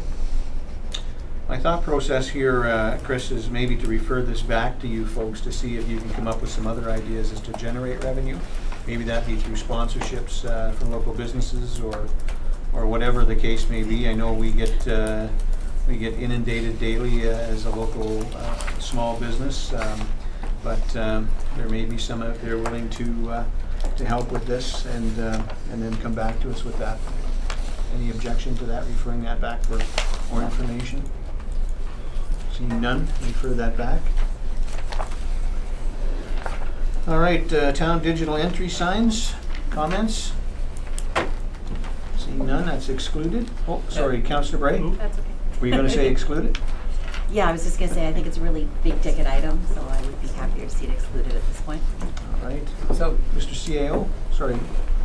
Go ahead, Councillor Stockwell. Oh, so if it's excluded, does that mean that there won't be a report coming to the beach board pertaining to the thought of putting in signs on the beach? They are included in this $300,000, Councillor, so I think you'd be correct in that. So,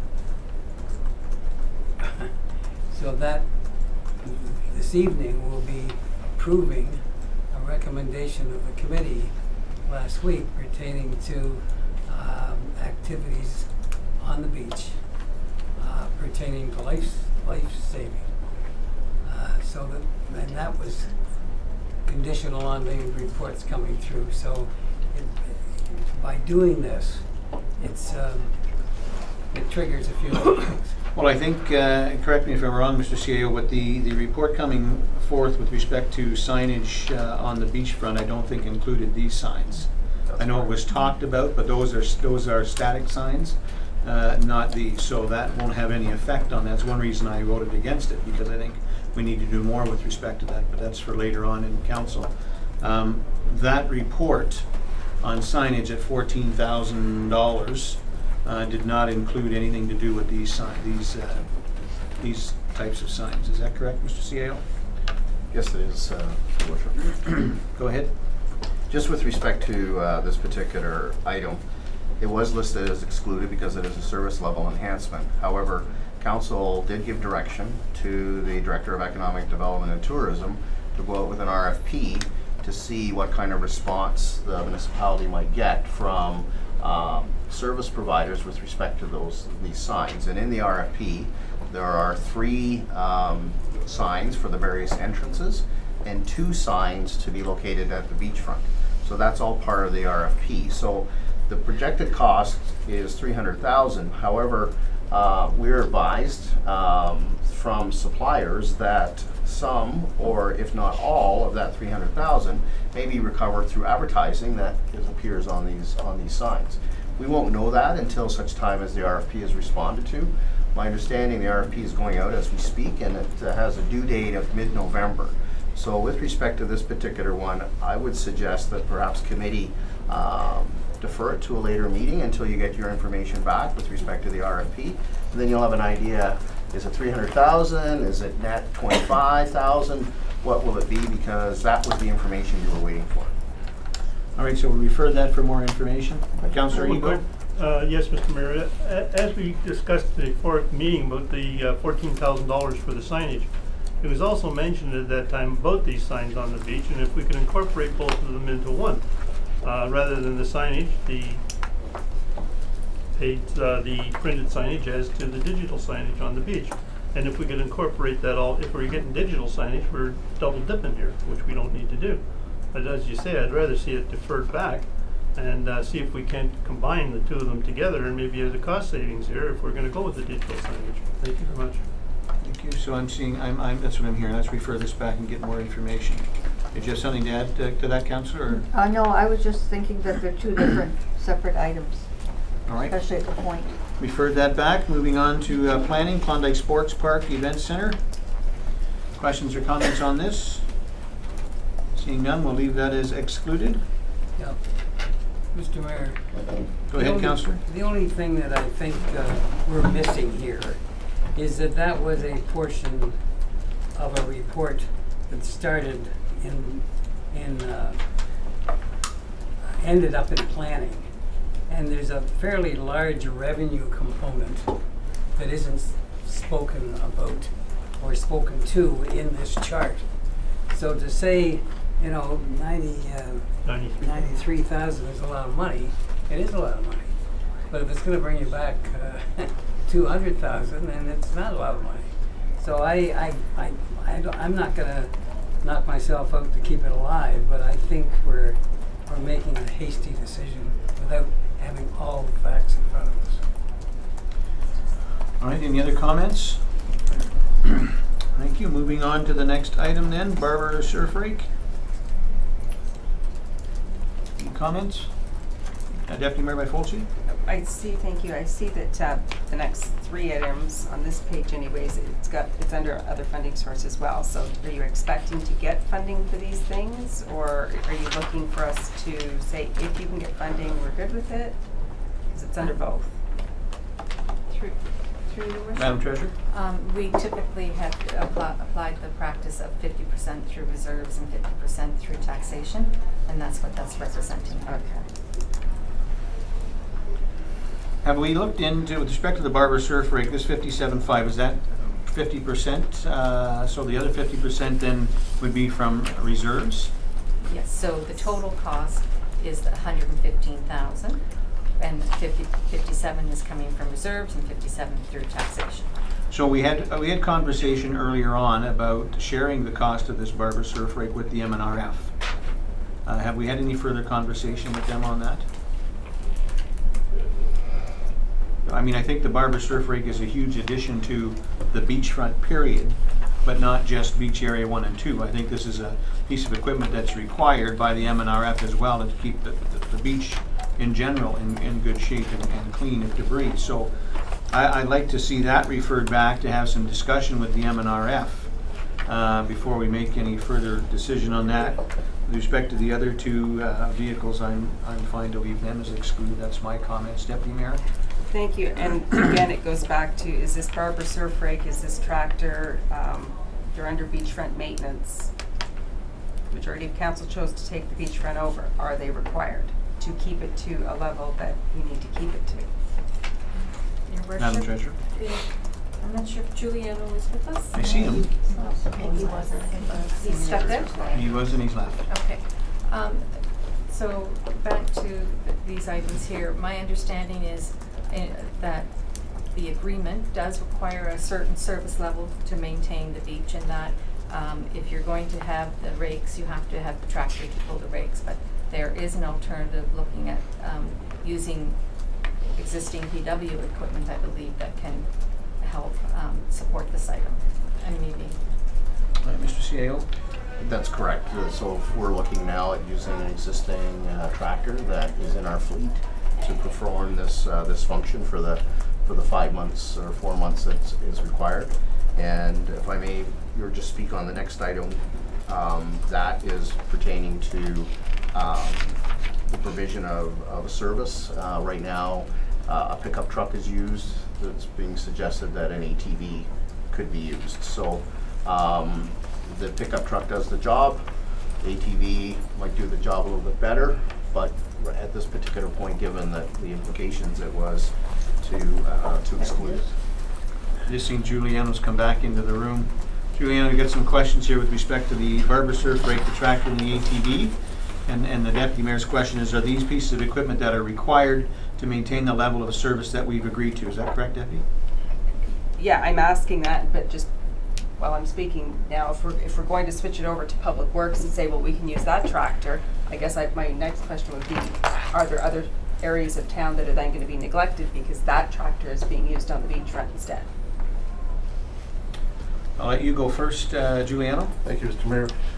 You're asking for the barber surf rake, or are we talking about the York rake? Well, let's do one at a time. So let's start with the barber surf rake that's on our list. Okay, the barber surf rake would be an enhancement to the level of service we have right now. So that's not put in. We have put it in, but that's going to be the beachfront board will have to take a look at that and see what we're going to do. But right now, we're looking for the York rake to continue with the levels of service that we have to maintain with the contract that we have. Does that answer the question? Okay, so this says barber surf rake. It doesn't say the other one that we said. That's So, So in the barber surf rake, or sorry, the York rake, I think is in the inclusions. So we're dealing with the barber surf rake here. Let me just double check it. So maybe it's yeah. The barber surf rake, if we to include that has to come through the board, Okay. the beachfront board. And if I could, this is my issue with some stuff coming to council to decide and some stuff going to the beachfront management board. We're managing a beach, there's certain requirements, certain things that we have to do, and when we have bits and pieces going in different areas, it's really hard to follow. So this one's coming through to us here because it's an enhancement, but do we really need it to meet our requirements?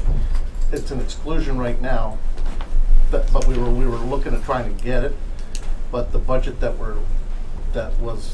being put forth is just for what we have right now that we have to maintain. This would help us with potentially the muck that's going to be something that we're going to have to look at, which we haven't really dealt with yet at any time. But currently in our fleet, I'm just trying to get an answer for the deputy here that's more clear.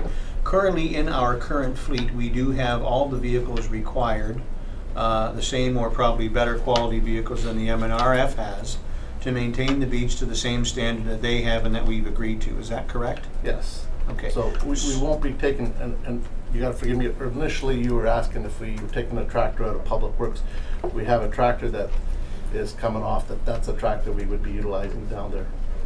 Oh, okay, so, because the way it sounded, it was like we have a tractor in Public Works that we can use it there. So I just want to make sure that we're not taking a tractor from Public Works that is actually needed in the rest of the town, putting it down there, and other areas of town are being neglected. No, we won't be taking a tractor out of Public Works. And this tractor is used each morning for 2 hours? Well, 2 to 3 hours, depending how, it's going to be a function of how much beach we have. The water goes up and down, but it's basically to rake the beach, for the aesthetics, picking up bigger logs and stuff like that, picking up the stuff in the springtime, blow sand, etc. All right, and then the same is for this tractor. We do have a tractor that's coming off of the fleet at Public Works, as I understand it, and Yes. we could use this tractor for the beach for this purpose. Correct. Okay. And then the ATV is just an enhancement to a pickup truck that isn't an ATV, but it does the job. Yes, and with the pickup truck that we excluded, we're looking at a different vehicles that are coming out of the town fleet that we can utilize that for another year or two, that we can borrow them rather than just purchase another vehicle. Okay, so I'm seeing the tractor then is excluded as now, and then because we have a tractor that's going to be available, I see that as staying as excluded. Any objection to that? And the ATV, we have a pickup truck coming off of the fleet, so it can be used. So I'm thinking it should stay as excluded for the ATV. Any objection to that? And then the Barber surf rake is the only question, and I think that at this point we probably want to defer that back until we get more information from the Beachfront Management Board. I was just that. Any objection to that? Time out on that, Councillor? After this, could we have a timeout, Mr. Mayor? We can. Anyways, I just have one question, please. For you, Mr. Mayor, to the CAO, we discussed at the last meeting about the machines and the machine that the ministry has in their possession. I'd like if you could fill me in on two questions. One is that machine still there? Is the machine still operable? And I know it's only a rumor, but I understand that that machine might have been purchased by the town and given to the ministry. Is any of that correct? CA, are you aware of that? Your Worship, there are three questions there. So the machine is still there. The machine needs a spare part in order to be made operational again, and that's the second question. And the third question, I don't know the answer to that question. So that's something I could look into, but I'm not aware of that. Go ahead, Councillor. Could I just supplement it? Could we find out also the cost of that part and see maybe if we could either make a deal or something with the ministry to get that machine back? And also I'd like to know an answer to the question about as if the town did buy that machine and for the ministry. Thank you. So to be clear here, I'm seeing refer the Barber surf rake back, and included could be that information you're requesting then, Councillor? Thank you. And to exclude the tractor and the ATV for this year. All right. Council, sorry, did you have something, Councillor Ray? I just have a logistical question. So as we're building our fleet up down at the beachfront, where do we store this equipment? Do we run it back and forth to Public Works, or are we actually creating a mini depot down at the beachfront for maintenance equipment? I see this as Public Works currently. Have you given any thought to that, Juliana? Well, for the winter time when we don't need it, I can see it stored and pumped out at PW. In the summer months, we have the transit building. We have some space inside there, in the back side, some limited space that we can use there, but we also have the outside area there of the transit property that we can definitely park there. All right. We're going to take a 5-minute break and then come back.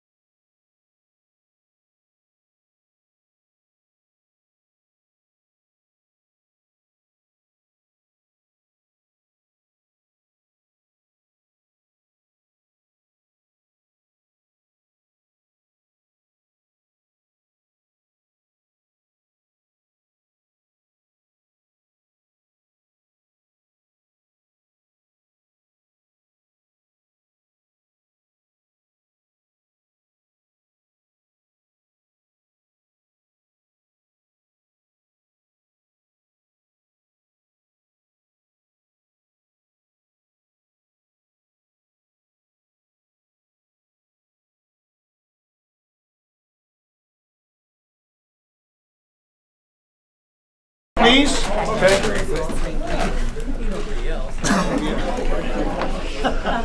We're out now at item number 30, Community Hub Multiplex. Comments or questions on this item?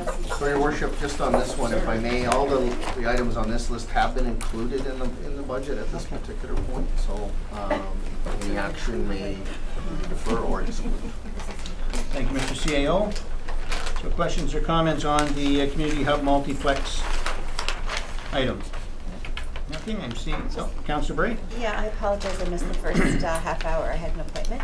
But I thought that there was discussion about that and the location and possibly what would be included in the arena in the first part of the meeting, because I was trying to listen on YouTube on my way here. Lovely. So I was here in. There's no OPP in the room, is there? So, Chris, do you want to just come back quickly and just do a quick recap on this for Councillor Bray, please?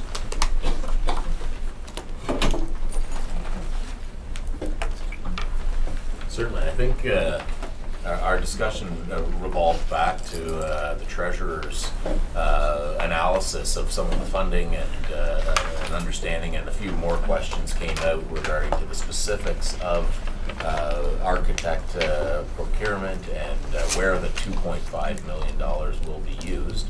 And we summarized that the current community needs assessment process should help us identify cost, location, features that will be in the building, and then at that point, I think there was a good discussion about how we would give direction should we hire an architect to take on the project design for us.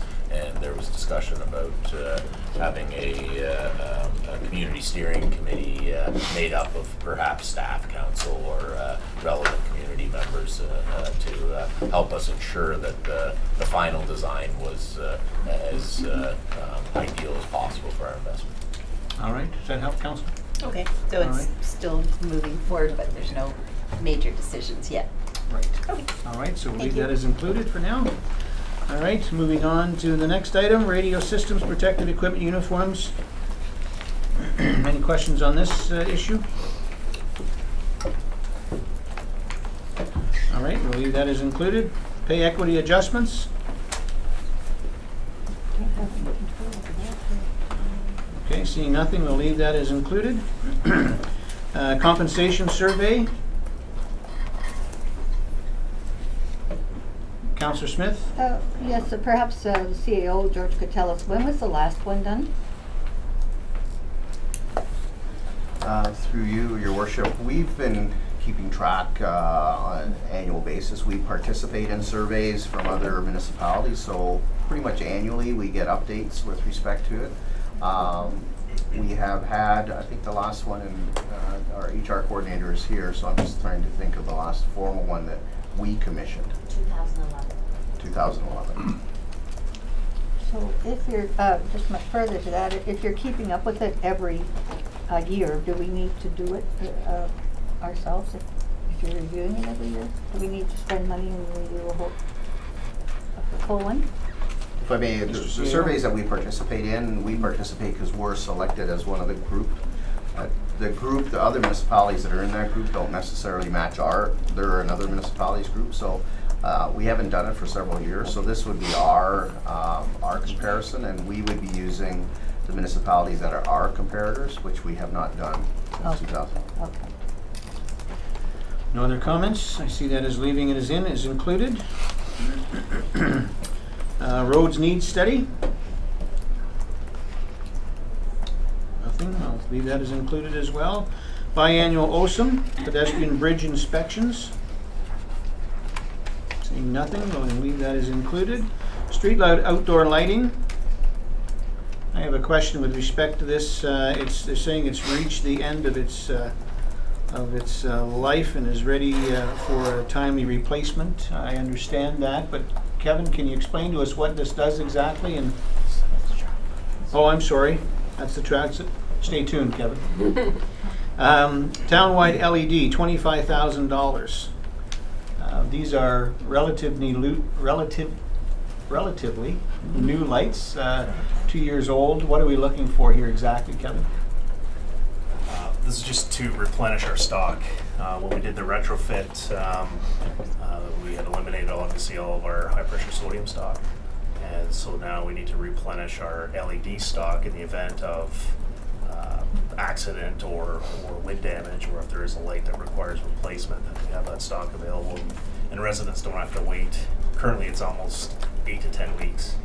So it's looking at simply having a available stock on hand, as we did under the previous scenario. So we didn't plan for stock as part of the retrofit program. So is this, this 25,000 would give us stock of, I'm assuming, what do we have, 4 different types of fixtures? Well, there's fixtures for local roads, collector roads, arterial roads. There are Cobra head type fixtures. There's architectural decorative post top fixtures. So technically we're only pushing 2 products, but some of them are 48 watt LEDs, some are 56, some are 103, some are 105s or 168. So it's having that a minimum stock available to help facilitate those quick turnaround repairs. Councillor Ego? Yes, thank you, Mr. Mayor. Just a quick question. So the Public Works are responsible for this, Kevin, not the hydro? Correct. Public Works Department is responsible for the street lights. We engage Wasaga Distribution to perform the maintenance on our behalf. But we maintain the stock, we coordinate the repairs, right, and we manage the complaints, we manage the requests for new installs. But Wasaga Distribution do the repairs on our behalf. Thank you. Before I call on you, Councillor Bray, it's important to note that this is actually $50,000, $25,000 from reserves, $25,000 from taxation. So it's not 25, it's 50. Councillor Bray? Yeah, just a comment, or a question through you too, Kevin. With the new LED lights, are you getting more requests for street lights? Because I find as I walk at night, there's a lot of really dark spots in my neighborhood. And there's obviously poles missing lights, and I don't know if there was ever a light before, but I've really noticed it's a lot darker now. Yeah, there's certainly more position, more directional lighting instead of the high pressure sodium, which had more of a spread pattern. We had made the decision to go with dark sky compliant lighting, so you'll notice even with the post top lights, decorative lights, there's no shielding. You see that it's an open cage. When you start to introduce the shields, that's when you start to get the spray and the scatter, and then you're no longer dark sky compliant. But certainly you can see the zebra type patterns as you go through the community. The focus of the retrofit was simply to replace like for like and maintain those minimum lighting patterns. But we have had certainly some comments about the change in light, and now the street lights no longer light up people's front yards, but that's not their intention. But we've had a few, Councillor, but not an overwhelming request since the change of. Deputy Mayor Byfolchi? Thank you. Just because it was just raised again about it's 50,000, I think the chart's a little confusing when it says other funding sources. On this document under other funding sources, is it all reserves? No, it can be anything. That it could be grant reserves. Okay. Anything other than taxation. Okay, and I think just moving forward, I think it'd be helpful to have that listed, what they are, so we know how much of reserves, how much is other funding, and where it's coming from. Because right now it's kind of just out there that it's coming from somewhere else. So as we continue through the list, Madam Treasurer, if you could just point out where that other funding is coming from, if you can. So for these items on this page, this will be reserves. Okay, thank you. Thank you. All right, so Kevin, any way that we can do half of that this year and half next year? I mean, do you anticipate, and again, something could happen where we have 10 posts go down, but do you anticipate with the LEDs being as new as they are that there's going to be So there are, sorry Mr. Mayor, cut you off. Certainly there's warranty with the lights we have, materials, labors for a year, but the material warranties on some of the components, some of them we have up to 13 years. So there are warranties there. We're actually over budget this year with streetlights simply because of, believe it or not, we have a lot of hit and runs, and poles are hit, poles are damaged, the fixtures fall and are damaged. And when your pole is $1,200 and your fixture's about the same, it doesn't take long to exhaust that budget quite quickly, and we are over budget this year. on just for that very reason, just with pole replacements, it's we find out after the fact, and then we find out it's again a hit and run. You'd be surprised how many we get a year. I think this past year we've had maybe 4 types of damage from hit and run, and that we have found throughout the course of our road patrols. Not being notified by the OPP or anyone, it's just the fixture's on the ground, and the resident will call, and we've got no source to recover those costs. All right, any other comments on this? Seeing none, I see that is included then. Moving on to the next item, traffic lights. So this was the item I wanted you to touch base on, Kevin. Near the end of its useful life, what goes wrong, and can we get another year or two out of this? This is the traffic controller, which effectively is the brains behind the signalized intersections. It manages the red screens, ambers, the left-hand turn movements, the loop detectors. This particular unit we've actually extended 2 years now. Every year, twice a year, we have to do conflict monitor testing, where we engage an electrical contractor, and they purposely run faults through the controller cabinet to ensure that it recognizes the fault and then triggers an all amber, all red intersection to safely advise motorists to it's all stop control. There's a select number of different faults that they apply, and you need to adhere to those standards or make changes accordingly. And this particular unit, we've had a deficient test, so that's really what's driving this, Mr. Mayor. Other comments here? I see that then is included. All right, Public Works, non-fixed speed radar sign. Any comments or questions on this? I can tell you, I think they work. What are the results, Kevin, coming out of what we have? I can tell you when you come over the hill at the arena, I'll tell you, traffic is not anywhere near the speed it used to be. No, so we've just downloaded the software to. There is Bluetooth capacity with the solar signs and for us to upload the data. So our engineering team are just in the midst of doing that upload. But definitely they are effective. I know coming in every morning, I cautiously slow down on that white light, and I know we'd like to see more at the gateways. But this particular unit we're proposing is more of a mobile. It's a little smaller unit. It's more mobile in terms of positioning it throughout the community. Certainly are effective.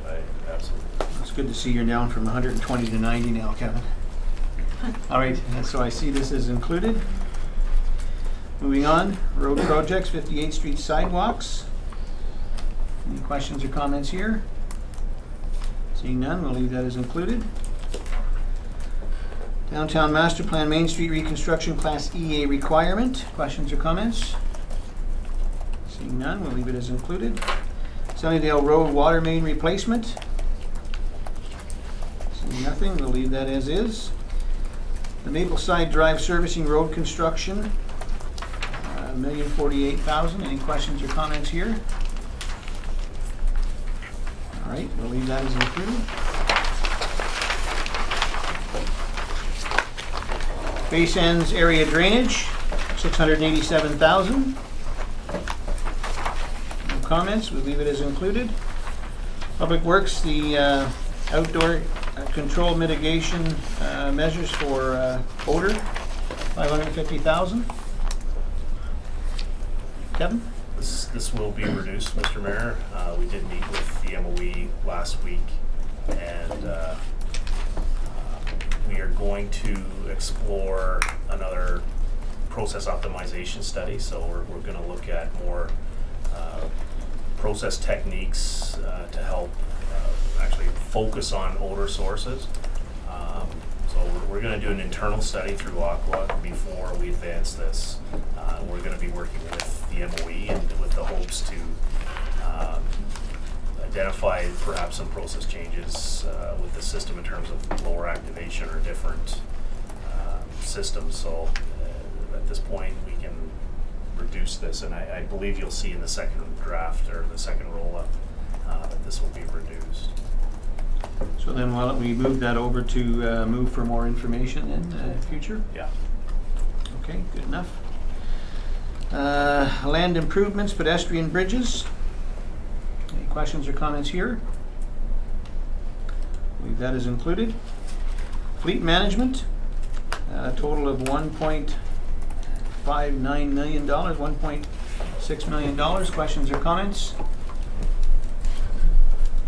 I have a comment here, and that is that I'd really like to see this come back to us broken down with respect to these costs and what they're going to cover. I can tell you that I believe we have the prettiest fleet of vehicles in the county, if not the province, when it comes to vehicles, and I think we need to have a real good look at what our expanded life is, or our lifespan is on our vehicles before we move forward to purchasing another $1.6 million in vehicles. Madam Treasurer?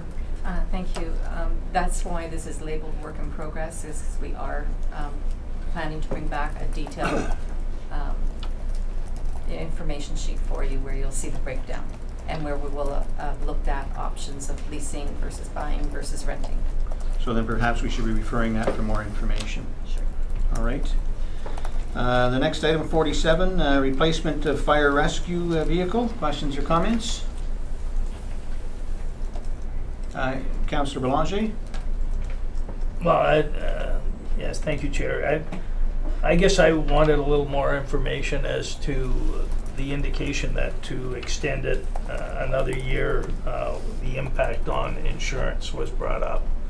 Like, I mean, is that pennies? Is it a lot of money for our residents? Clearly, this is a challenging year budget-wise, but I do also understand that 25 years is a pretty old fire vehicle. So, all right, Councillor Smith. Thank you. Just with the 500,000 other funding sources, where would that be coming from? Through your worship, we have, just give me a moment while I recall this one. I believe we have 250,000 from reserves, 50,000 from taxation, and I apologize, I have just drawn blank as to what the third piece of that funding was. Another 200. Can I get back to you on that one?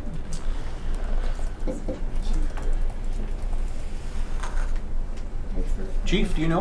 No, I don't. That's leave that to those So numbers to the you're not throwing it treasurer, in? and yeah. I'm sorry, I just Okay. don't have the recall on that one. Yeah.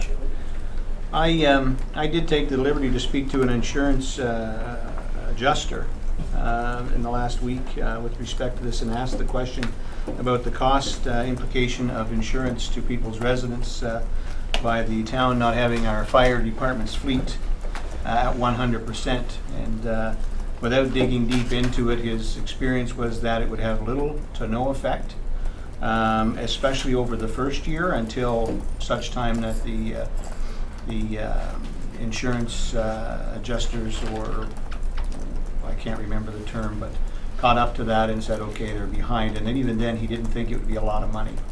And so that's my comments. I certainly can't support that this year. I'm not saying I wouldn't support it next year, but we're already under a tax crunch this year. I know that our fire department does a great job with the equipment they have. And although this might not be the ultimate piece of equipment, it certainly is serving its purpose at this point. I've seen the vehicle. I think it's in pretty darn good shape. Of course, they all are, because they don't get a lot of mileage, but that's not just our department. That's anywhere across the globe, I think, where fire vehicles don't get a lot of mileage on them. So I personally can't support this, but I'll leave that open for further comments. Councillor Bray? Yeah, just a quick comment. I think these are tough decisions or decisions that probably shouldn't be made by council. I think we really should refer back to our staff who understand all that there is, that there needs to be considered. I think as council, if we're a community that's looking to grow and we're looking to invite world-class developers to come and spend money here, to cheap out on a piece of equipment, or say, oh no, we don't really need the proper equipment, we'll have it next year, is probably a questionable decision. I think that it could be interpreted both ways, and I think if we're wanting to grow and we want other people to invest with us, we have to keep up. I think trying to squeeze an extra year out of something that is already 5 years over its useful life is a little chintzy. I think that's a very good point you raised, Councillor Bray, and no point I want to make clear that we want to cheap out.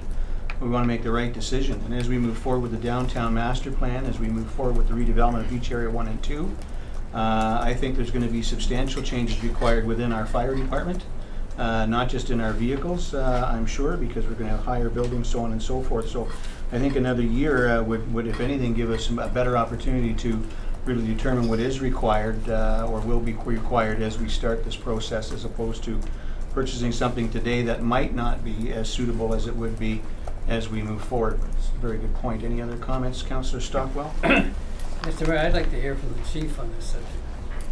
All right. Chief? Anything in particular, you, Mr. Mayor, anything in particular? Well, you've heard the discussion. Yeah, so, well, I mean, at our last meeting, I made the point that this is it's a standard and a best practice across North America. So we've always met that standard. This would be the first time that we've fallen below the standard that's out there. So, and I also made the point that Councillor Bray made that we're a growing community. There's lots of big plans that this council has put on the table, and to let our fire department fall behind with that coming, it concerns me. So a standard and best practice, I understand that completely, Chief. We were falling behind for quite some time with a standard and best practice with respect to our manpower. And this council, I think, made the right decision and moved forward and hired 5 new firefighters, which was a huge step and is a huge cost on an annual basis. I support it 100%. I did then, I do now as well today.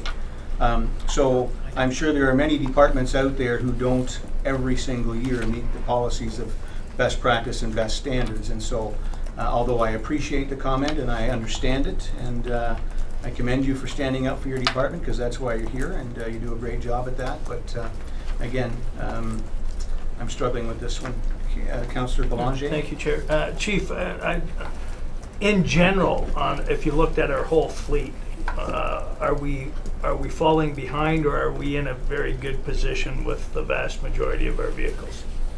Through you, Mr. Chair. We're maintaining the size of our fleet. We're hitting a breaking point with the size of our community call volume and just the structures that we protect to start increasing. No, but I mean the average age of our fleet today. Like if 20 years is the life, are most of our vehicles in good standing? Yeah, again, through you, Mr. Chair. They all are, except this one. It is time that we retire this one. So, and that's another thing that'll happen by deferring this vehicle to another year. We start to get a backlog. So then I'll be coming to council looking to buy a pumper and a rescue in the same calendar year. So it creates, because we've got a bit of a spread between the vehicles now, but once we start delaying them, we're going to end up with a backlog and looking for big dollars in a single year. So am I hearing, Chief, that next year you're going to come and ask for a pumper? I didn't say that necessarily. You said a pumper and a rescue in the same year. Well, very well. Actually, I have to look, and the pumper is coming up for replacement. Okay. Councillor Smith, and then Deputy Mayor Byfolchi. Thank you. Just a comment is that the housing that's growing up right now is a lot more fireproof than some of the older cottages and that. So that's why I'm wondering if we need all the extra vehicles, because the risk of fire is going down with the new building code. Chief? Through you, Mr. Chair, we still have fires. We still have to protect the structure that we have, and they don't really look at it's a funny business because we have to have equipment, trucks, and the equipment and the personnel that we have for the when it happens. And if it's not happening very often, it doesn't mean that that'll continue that path. You could go through a period of time where there's a lot more fires, but fires actually burn faster and hotter now with the construction. There's sprinkler systems in bigger buildings, but we haven't got to a point where we have home sprinkler systems that's common. We're working towards that. So you still need a quick response with the equipment and the vehicles that we have. Any risk to life or limb without this vehicle this year, Chief? I'm going to say yes, because I think we need to maintain the standard and the best practice. So I want to be clear, you're saying yes, so if we keep this vehicle one more year, there's a higher probability that someone will lose their life or be injured because of it? Because that's what the question is. You're kind of putting me on the spot. I can't say that for sure, but I'm not going to just say that, no. Deputy Mayor Byfolchi? Thank you. One of the core services of a municipality is making sure our departments have the proper equipment that they need. We can have all the manpower, and yes, we hired more, but if they don't have a truck that's running to get there, it's of no use to us. This is a core service of a municipality. We've taken on a lot of new initiatives in town that are not considered core services for a municipality. To knock this off, I think would be doing a disservice to our community. Any questions or comments? Madam Treasurer? Yes, I just recollected in answer to Councillor Gray's question, it was financing. Over 20 years was the remainder of the 200,000. Okay. I read that in the report. All right, Councillor Belanger? Yes, thank you, Chair. Just one more question is, given our whole fleet of vehicles, generally speaking, is it very often that we have to deploy all vehicles, and is this a vehicle that we could put on limited use, that it would only go out in the absolute case that it had to go out, and if another vehicle was available, it would go out in its place? Through you, Mr. Chair. So this vehicle does respond to second alarm calls. So any major incident, whether it be a structure fire, an MVC requiring extrication, any special technical rescue, water rescue, because it carries all the equipment for all those different types of calls. So it's not an everyday response vehicle. It's the more serious emergencies. So based on 2016, how often would this vehicle have seen service? To absolute emergency calls that it would respond to, because this vehicle is used for training as well, so it's utilized more than the calls. It would have responded to 35 major incidents. Thank you. Other questions or comments? All right, so I'm seeing a bit of a split here. That's exactly what I was going to do. Thank you very much, Councillor, for all your experience. So I'm going to ask for a show of hands to leave it included. So leaving it included, show of hands, and excluded. All right, it's excluded. See how much I help?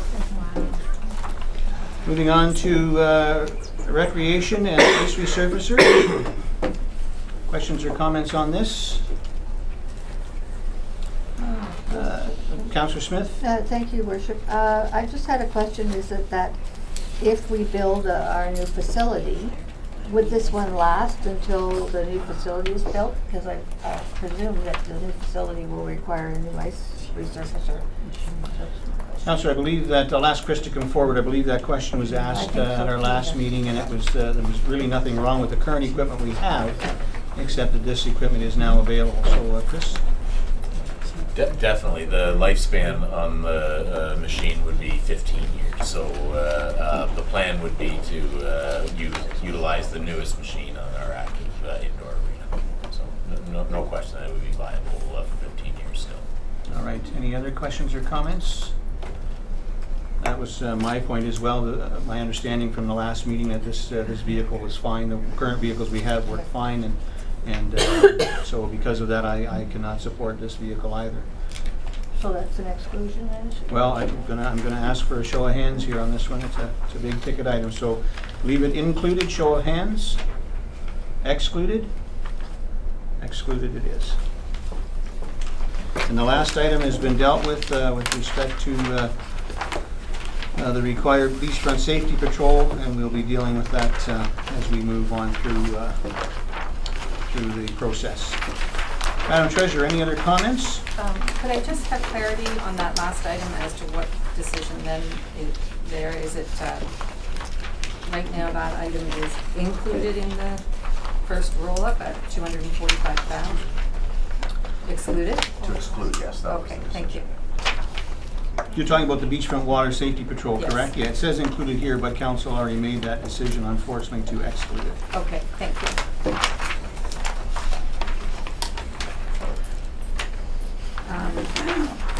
That concludes then our review for today's meeting. And thank you. That was a great decision for us to go move forward with. Madam Treasurer, great process. I'd like to see you use that more in the next round as well as we bring everything down. It has certainly made it much easier than trying to remember everything we had heard and then make those decisions at that time. So it's a great process. Councillor Smith, did you have a comment? No, I'm just shaking my head at you. All right. Any other questions or comments from council?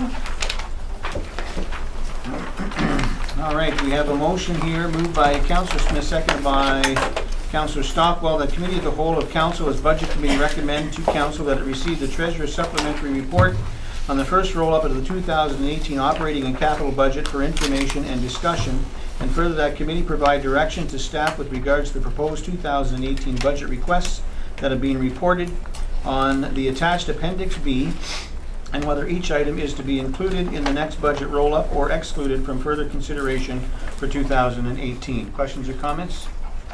Seeing none, Madam Deputy Clerk. Thank you, Your Worship. With the motion having been read, we'll call for the vote. Councillor Boulanger? In favor? Deputy Mayor Bartholci? In favor. Councillor Bray? In favor. Councillor Eagle? In favor? Councillor Smith? In favor. Councillor Stockwell? Favor. Mayor Smith? In favor? A vote of 7 in favor and 0 opposed. The motion is carried. Thank you. Moving on to item number 5B, Communications and Special Projects Coordinator's Report with respect to the After Hours Clinic. Jenny? All right, thank you, Chief.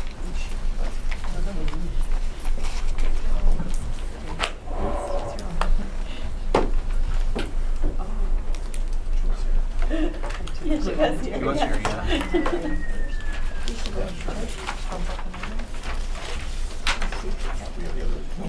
Finances report.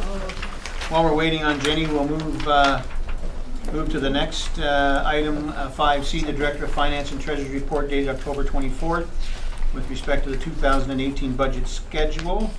All council have seen that. Any questions with regards to this?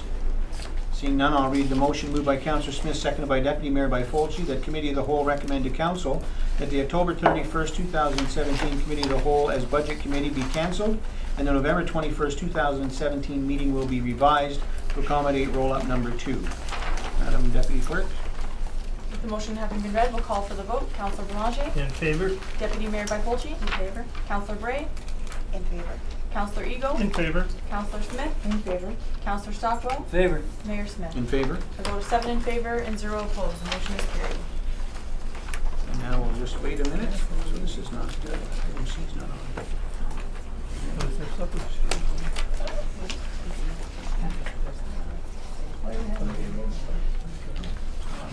yeah, that was before. I taken out, and then that was because I So everything else is the same. on the website, but it was, I got you responsive right But everything else here is the same. No, everybody else was blue, right? Yeah. Yeah, that was the last. And I guess I like that one. Did you have a good nap, Jenny? I did. I thought you would take a break. I had to come and talk to Barry. I thought you'd be a while longer. All right, Jenny, we're on your report. Okay. I'll ask you to speak to that. Yes. So, I was thinking about this earlier today, and you already had a very long meeting. So I think that probably our best approach is to open it up for discussion. I'll answer any questions you have to the best of my ability, because I do recognize there's a lot of information in the report, and some components of healthcare can be confusing. All right, so you've heard Jenny's comments. Questions or comments? Deputy Mayor Bartholci? Thank you. I think it would be wonderful for our community to have an after-hours clinic, but there isn't a business plan to support it, and it shows that here in your report. If the doctors thought it made business sense, they would be doing it. But the expert in this field, of which we are not, are saying they won't fund it. The taxpayers of Wasaga Beach should not be on the hook for a provincial responsibility. Less than 4 patients per day does not warrant setting this clinic up. The physicians say it's not warranted. We don't need to do a pilot program at a cost to the taxpayers of hundreds of thousands of dollars. We already have the numbers and we already know that it doesn't work.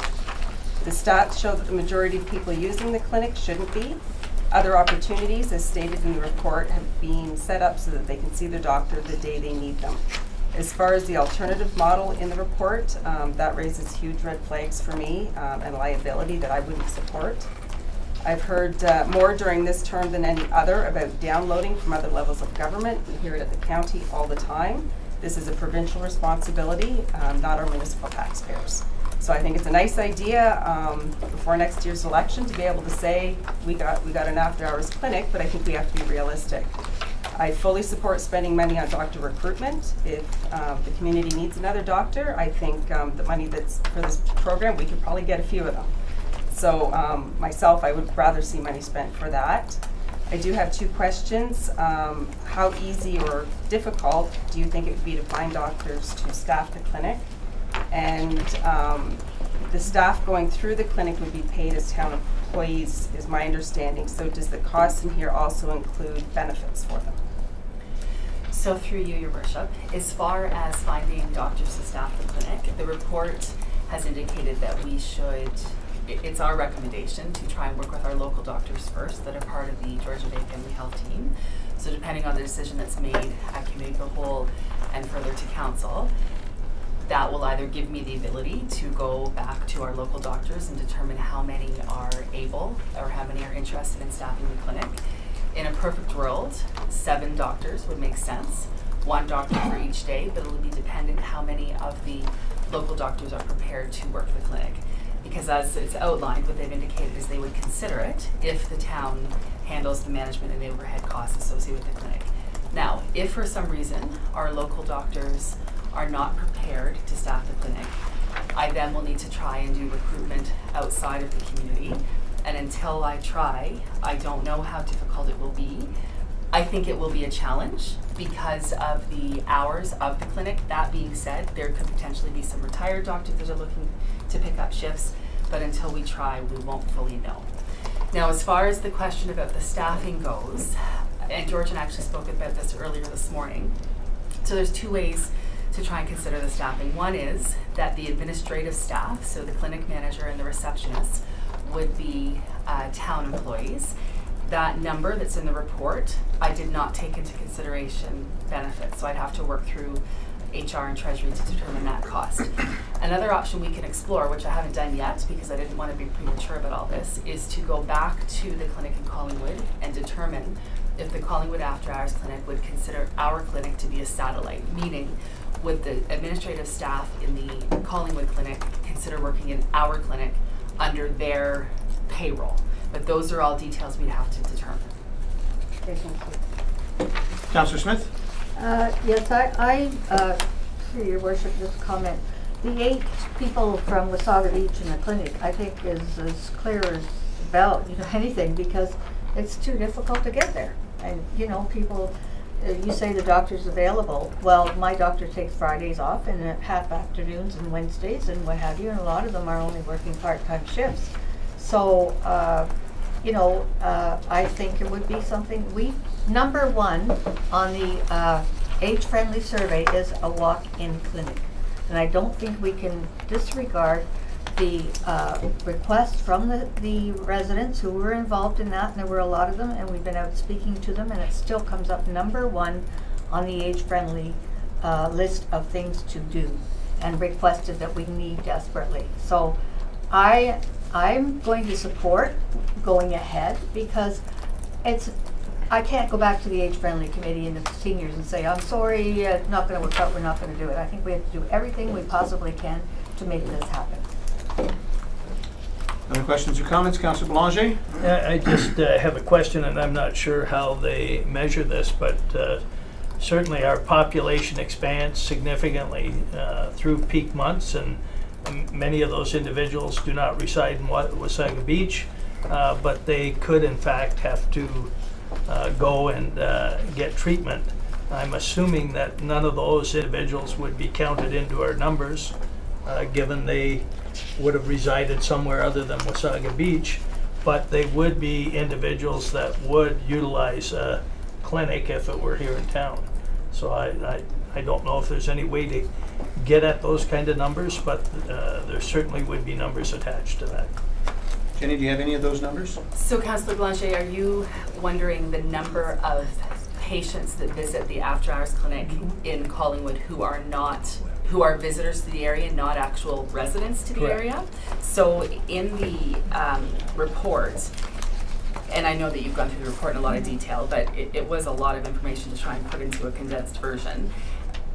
The stats that we have from the after-hours clinic are based on postal codes for the area. So it encompasses Angus, Gordon, Creemore, Dunshrew, Nottawa, Stayner, Collingwood, Town of Blue Mountains, us, Wasaga Beach, Dundalk, Feversham, Flesherton, Markdale, Maxwell, Singhampton, Allenford, Port Elgin, Berkeley, Clarksburg, Chatsworth, and Ravenna.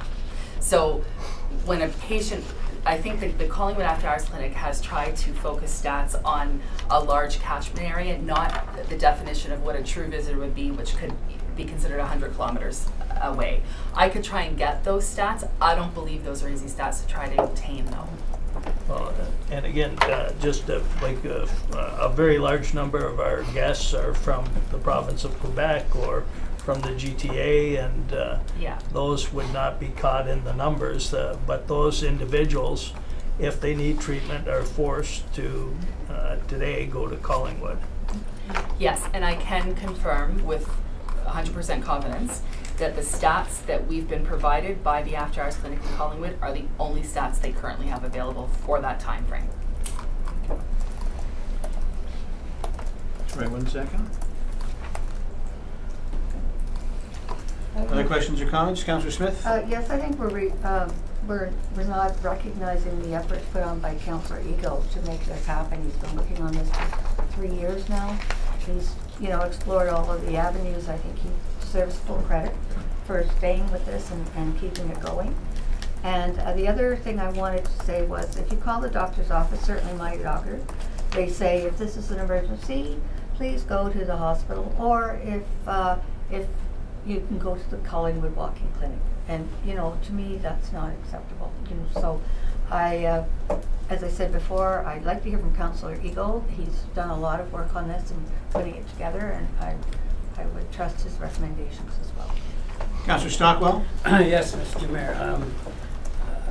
Before I start, I would like to second the thought put forth by Councillor Smith. I think Councillor Eagle has done a wonderful job on this, and he's taken it in his teeth, and it was very, very much an uphill climb. There was times that I didn't think he was going to make it, but he stayed with it. And I think the residents should take their hats off to him. As far as the report goes, I'm old enough to remember as a kid and even raising our children 40, 50 years ago that, doctors worked, doctors got up in the morning and they did their rounds of the hospital, and they had their morning hours at the office, they had their afternoon hours at the office, they had their evening hours at the office. And when the evening hours were finished, they did their calls around the people who couldn't get out to see them. That's changed. That's changed radically. And my hat's off to the doctors, because I know that they've got a tough job dealing with the government, who really treats them as businessmen rather than delivering a service that they deliver. As far as walk-in clinics are concerned, most doctors don't put walk-in clinics together. It's usually a businessman who sees the opportunity and decides that he can hire a few doctors and do it. In this particular case, Councillor Smith is right on. I live in a seniors community, and I got to tell you that the seniors are totally ticked off with the fact that Wasaga Beach, with its 22,000 people, don't have a hospital. They don't have an after-hours clinic. And there's times when it's difficult to get doctors even, compared to Collingwood, who isn't that much difference in population, and have two of both the hospital and the clinic. So I think it's needed. I think it's been a good effort, tough effort, and a good effort up to now.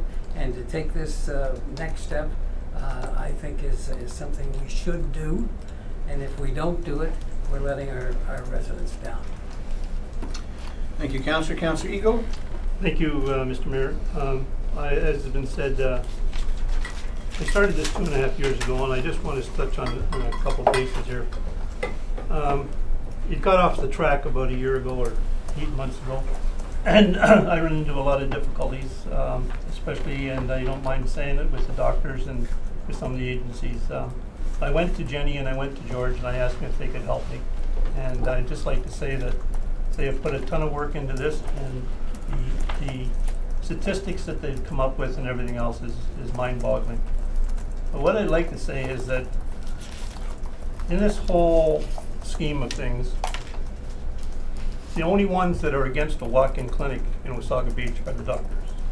The Lynn is supportive of it. The General Marine Hospital is supportive of it. And the Community Health Center is supportive of it. The only ones that are against it are the doctors. And if you want me to elaborate why, I don't want to get into all the details, and I'm just going to give you the short version of it, is the town of Wasaga Beach gave about $550,000 to recruit doctors to Wasaga Beach to set up their practices. Approximately $65,000 per doctor to set up their practices. Of that today, the majority of the doctors spend most of their time, not most of their time, but a lot of their time either working in a walk-in clinic in Collingwood or working at the hospital. This is about the residents of Wasaga Beach. This is about looking after us. Collingwood has a hospital, they have a daytime walk-in clinic, and they have a nighttime walk-in clinic. What does Wasaga Beach have? No, send your patients to Collingwood. No, that's not good enough. Not when we have 12 doctors here of our own right now. The 12 doctors here that we have should take more pride in the patients that they have in Wasaga Beach. And that's my goal. The goal is to take a little bit of pride. After all, you've set up your practice here. I think it's time you worked here and show a little bit back to the town. I get very discouraged when I hear the things about we don't need a walk-in clinic in Wasaga Beach. Well, I'll tell you one thing. If you read the age-friendly report, 11 of the 25 pages, the people asked for a walk-in clinic. 11 of the 25 pages. Number 1 on their list or number 2 on their list is a walk-in clinic. What does that tell you? The government spent $25,000 to do a survey, and what are we going to do, throw it in the garbage? We're not going to pay attention to it? Of that there too, the doctors today, there's 2 doctors in town. One doctor does evening calls or has an evening clinic. Why? Because he can't see all of his patients, I guess, during the day. I don't know. But he obviously thinks that it's worthwhile having an evening clinic once a week for his own patients. Another doctor has a clinic on Saturdays, also for his own patients. What does that do for the rest of the patients? Okay, so you get all kinds of situations, and with the amount of tourists now, and with our community growing, you go to any corner just about now in Mississauga, Brampton, Toronto, and you'll see a big sign, walk-in medical clinic. Everywhere you go, there's a walk-in medical clinic. Every small town you go to just about in Ontario, there's a walk-in medical clinic. Is there one in Wasaga Beach? No. We've got the doctors here. Why don't we have one? There's 47 doctors working a walk-in clinic in Collingwood. You mean to tell me of the 12 doctors that are part of that couldn't work the walk-in clinic in Wasaga Beach and give something back to this community? I'm sorry, but that's my position. Thank you. Thank you, Councillor Eagle. Any other comments? Deputy Mayor Byfolchi? Thank you. I just want to be clear. I have to vote against it because there is not a business plan presented here that makes sense to me. We have the professionals saying financially it doesn't make sense.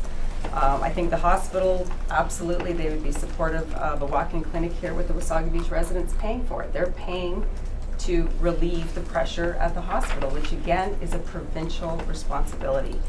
So for those reasons, I won't support. Excuse me, Mr. Mayor. Councillor? Yes. As far as the cost goes here, when you're taking a look at the cost, actually the residents of Wasaga Beach are hardly paying anything. They're paying for a bit of supplies and a receptionist. The rest is on a downscale basis of $200,000 on a downscale basis by how many patients use it.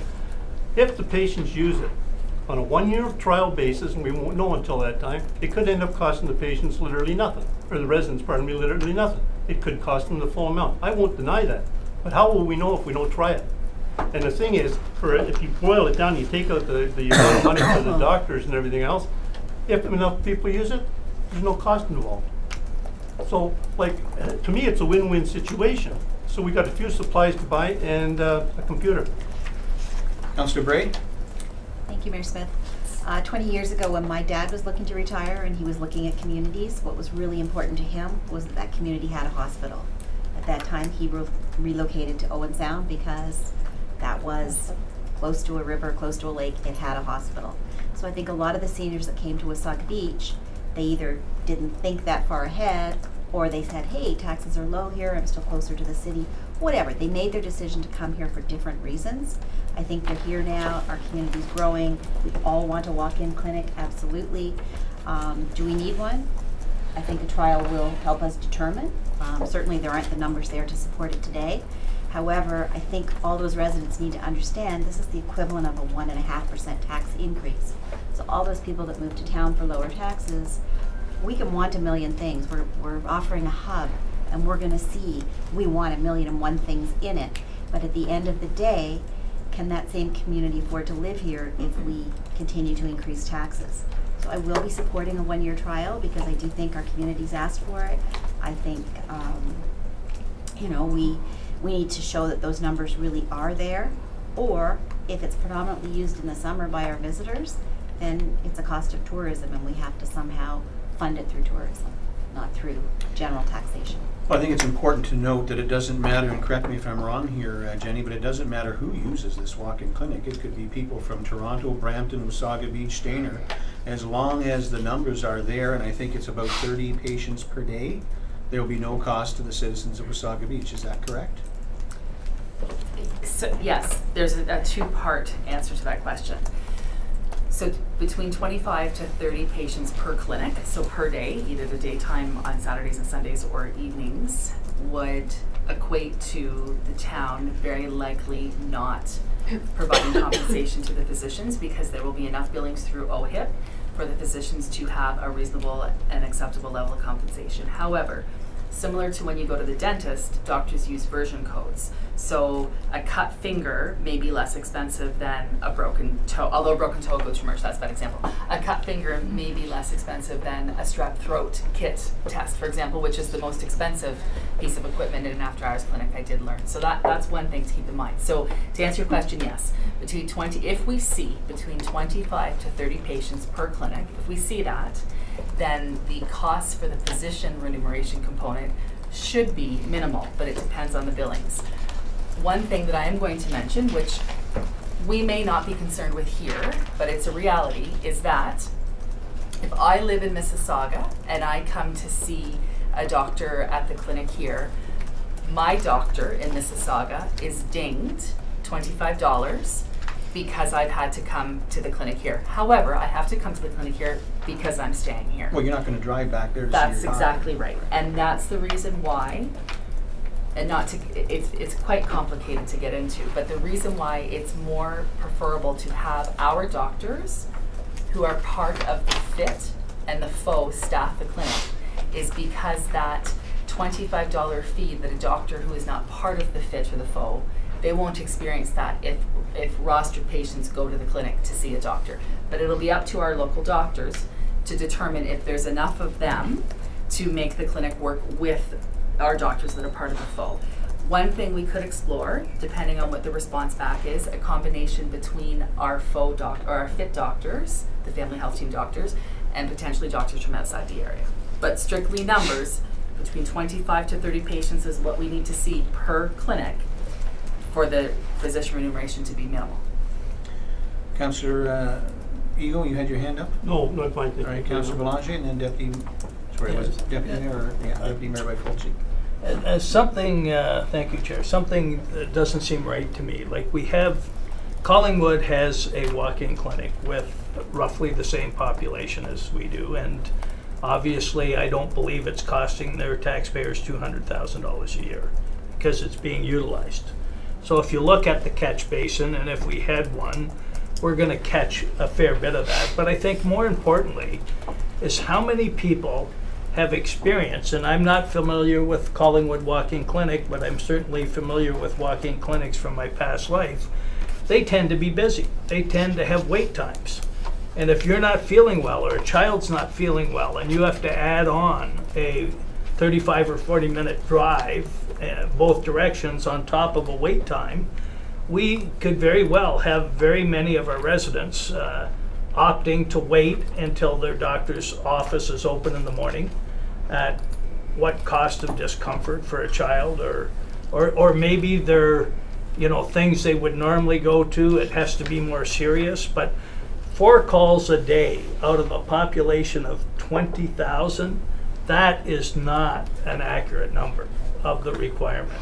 We would not have all of the age-friendly committee and the healthy community and all of these committees supporting a walk-in clinic for 4 people a day. Deputy Mayor Byfolchi? Thank you. Just on the billing, just so I'm understanding, somewhere in the report it said that the majority of the patients that went to the clinic didn't really need to go to the clinic. So when it comes to billing, if somebody goes in there for a runny nose who doesn't really need to be there, they might only be able to charge $10 for that. Whereas if somebody came in and was having an allergic reaction, almost near death, they could charge more for that. Is that correct? That's correct. Okay, so based on what I thought I read in here, that most people don't need to go to the clinic, that's what the findings were, we would expect that whatever the doctors, even if you have your 30 people, you would expect that they could end up being the lower range of what they're allowed to bill, which means we have to top the rest up. Is that correct? So with the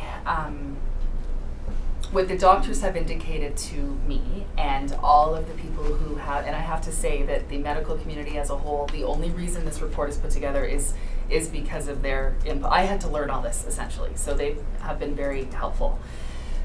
Most walk-in clinics, and this is straight from doctors and from the executive director of the family health team, most people that visit walk-in clinics are there for sore throats, ears, nose, moms with new babies who are really uncertain, maybe some senior people who, they don't feel comfortable enough to wait to go home. However, the Collingwood Clinic operates in a bit of a different way, which I think I should explain to you because it might help with the billing component. Do you want me to do that? Mm-hmm. Okay. So in Collingwood, what happens is during the day from 9 until 5, it's a same-day clinic run by nurse practitioners, not doctors, okay? So at 5 o'clock, all the nurse practitioners leave and the doctors come in. And from 5 until 8, the clinic is staffed by doctors. However, all of the doctors that are part of the Georgian Bay Family Health team, they pay into a pool of money. That pool of money is what funds the overhead costs for the Collingwood After Hours Clinic. So it's a wash for them. So their money that they pay in as a pool, 47 of them, keep in mind, pay in. So when you have 47 people paying in, it's not a huge cost to the doctors. They pay into that pool and that pays for medical supplies, administrative staff, paper to write prescriptions, printer paper, all of our overhead costs. So it's fair to assume, I believe, that there are enough patients that go into that clinic with runny nose, sore throat, fevered child, in order for the clinic to be a wash. No doctor that works the Collingwood After Hours Clinic is going to say to us, we make money working the Collingwood After Hours Clinic. They extend that service to their patients as part of the Georgian Bay Family Health team to allow for after hours visits for their patients. And fundamentally, I think it's fair to say this, and by no means would I ever speak on behalf of a doctor, because clearly I'm not a doctor. The doctors that I've spoken to, the practice, the way medicine is practiced in after-hours clinics, they don't necessarily agree with, because it doesn't provide a continuum of care. That being said, after-hours clinics do exist. Did that answer the billing question? I think so. Okay, because the billing's confusing. Okay, we're going to take one more question, and I'll have my comments, and we're going to move on. Councillor Smith? Okay, just one comment is in Florida that some of the pharmacies have after-hours, well, full-day walk-in clinics staffed by nurse practitioners mostly, and they're allowed to prescribe drugs or whatever. A lot of what I've used it several times, so has my husband, And it's, you know, I had really bad bronchitis, and they treated me for that. You know, he had some aches and pains, and if they can't handle it, they'll send you to the hospital to look after. But a lot of seniors in Florida, because of the healthcare system as well, rely on the tourists, the snowbirds, rely on the walk-in clinics in Florida as opposed to going to a hospital or to a private doctor. I like the idea of even starting, if we had to, with nurse practitioners with certain expertise. Yeah. Sorry. Through you, Mr. Mayor. Sorry, 1 second, Councillor. Are you finished, Councillor? Yeah. Oh, yeah, Okay. she asked me, I'm sorry, Mr. Mayor. Back about 6 months ago, there was a meeting with the doctors about nurse practitioners. Before that, there was also, we had a meeting, George and I had a meeting with a fellow that wanted to set up a telehealth walking clinic. Well, that you read in your report, that is not feasible for anybody as far as I'm concerned, especially the residents of Wasaga Beach. As far as nurse practitioners go, we were for nurse practitioners at the time and made a suggestion to the doctors that we would go with nurse practitioners on a trial basis. However, the doctors come back to us and told us that we're sorry, but we can't promote nurse practitioners because we can't get enough nurse practitioners in Ontario. There isn't any, and we need 1.5 or something for ourselves. Is that not what it was? Yeah.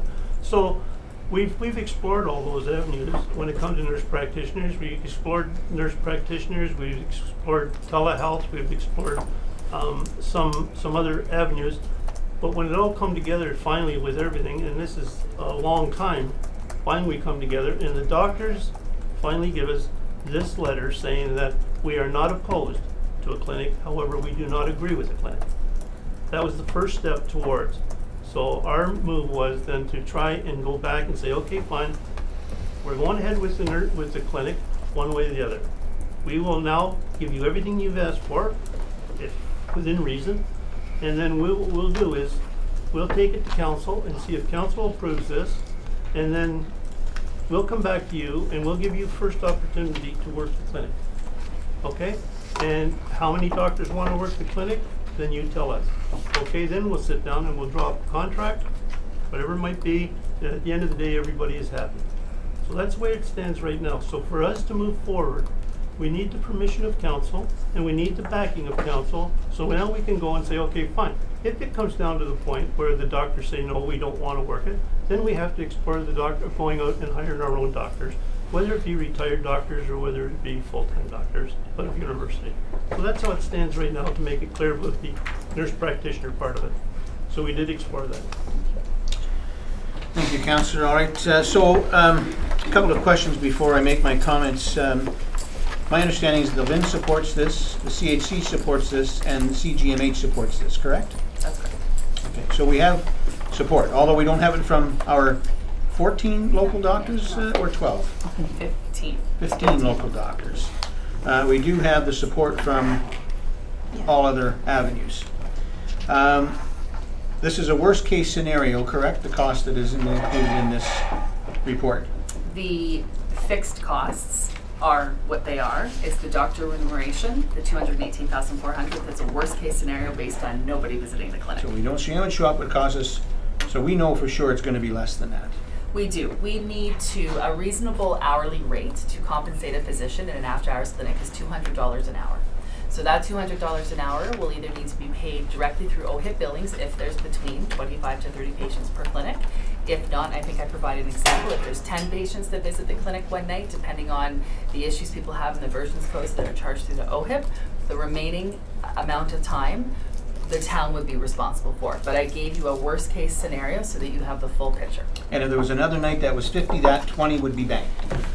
Yes, but they likely would see 50 patients in a night. No, but if they seen 31, one would be banked, correct? Yeah, that's a fair way to look at it. So, you know, I hear there's no financial plan. Well, I've done many financial plans in my day, or business cases, sorry, not financial plans, but business cases. The business case, I think, is pretty clear here.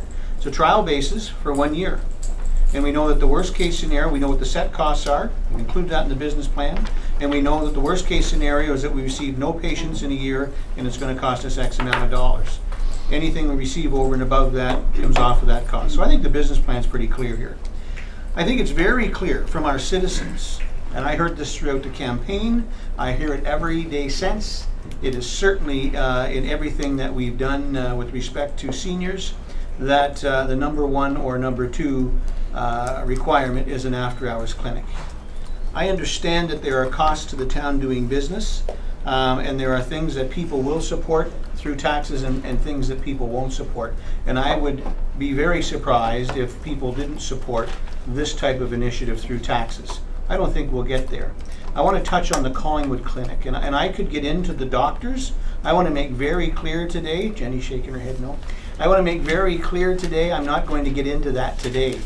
But when we talk about a business case, I can assure you that each and every doctor in the town of Wasaga Beach, or anywhere for that matter, when they look at after-hours clinics, when they look at hospital time, when they look at everything they do, it's a business. A doctor is a business. A dentist is a business today. They're there because they care and they're trained and they have compassion for people, but they're there because they get paid, and they get paid well. So it's a business. So when we look at why doctors may or may not want to work in a clinic or more than one clinic, that is a business decision, I promise you, on the doctor's behalf. So when we look at the number, 4 people from Wasaga Beach on a daily basis entering the clinic in Collingwood. There's many reasons why that might be. First of all, how many people know where it is so they don't go to the clinic, they simply go to the hospital emerge. And once they're there, they're there. Can they get there? We know that a lot of people in Wasaga Beach can't get around Wasaga Beach, never mind get to Collingwood. And we know that the Collingwood Clinic is successful as it is because, Jenny, you just gave us a list of 12 towns or communities that pour into that clinic. Well, I would guess that if the clinic is here in Wasaga Beach on 45th Street, that anyone living in Stayner is probably going to come to the Wasaga Beach Clinic versus driving further to Collingwood. And we may get people from Springwater or wherever else they may be. So we will also see folks coming from other communities. Out of all that equation, let's look at our summertime business and our wintertime business when we have thousands of people here visiting who they get a sore throat or they cut their finger or stub their toe. They're either going to go to the hospital emerge because they are not going to know about the walk-in clinic or Wasaga Beach, or they're going to go to the clinic here. So I have no concern that we will see these numbers or much better numbers than 4 a day. I support it wholeheartedly. I want to commend Councillor Eagle for the hard work he has done on this. We talked about this very soon after the election, and he was like a dog with a bone, and I can tell you he's made some people upset, no doubt, along the way, but he's done a great job in getting to where we're at. And so the people of Wasaga Beach have said countless times, I hear it every day or every week still, that we need a walk-in clinic. This is an opportunity for us to show the people whether or not it's doable or not. And in a year, if we come back and there's 4 people a day, well, then we say, sorry, folks, we don't warrant a walk-in clinic. I doubt that we're going to see that. I think we're going to see, no, we need to expand it. We'll get into the doctor issue depending where we end up after this. That was my comment. I said it was going to be the final comment. I'm going to give you one comment, Councillor, and we're calling it a night. I just have a question. Given this is a pilot, given it's important to our residents, and given that our premise so far is that 75% of our own fund is going into reserves, would this not be a consideration, especially given our track record of putting into reserves over the first 3 years, that we may consider this expense coming out of the own fund as opposed to being a burden on the taxpayer for a year 1 pilot?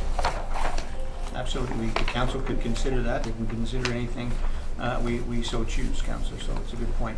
All right, so I have a motion here moved by Councillor Smith, seconded by Councillor Eagle, that the Committee of the Whole, as Budget Committee, received the report for information based on the research completed regarding the establishment of an after-hours medical clinic in Wasaga Beach. And further, that Committee of the Whole, as Budget Committee, recommend to Council that it allocate sufficient funds in the 2018 budget to operate an after-hours medical clinic on a 1-year pilot basis based on the parameters outlined in the staff report dated October 24th, 2017. Mr. Mayor, I have an amendment to that motion. Okay, go ahead, Councillor.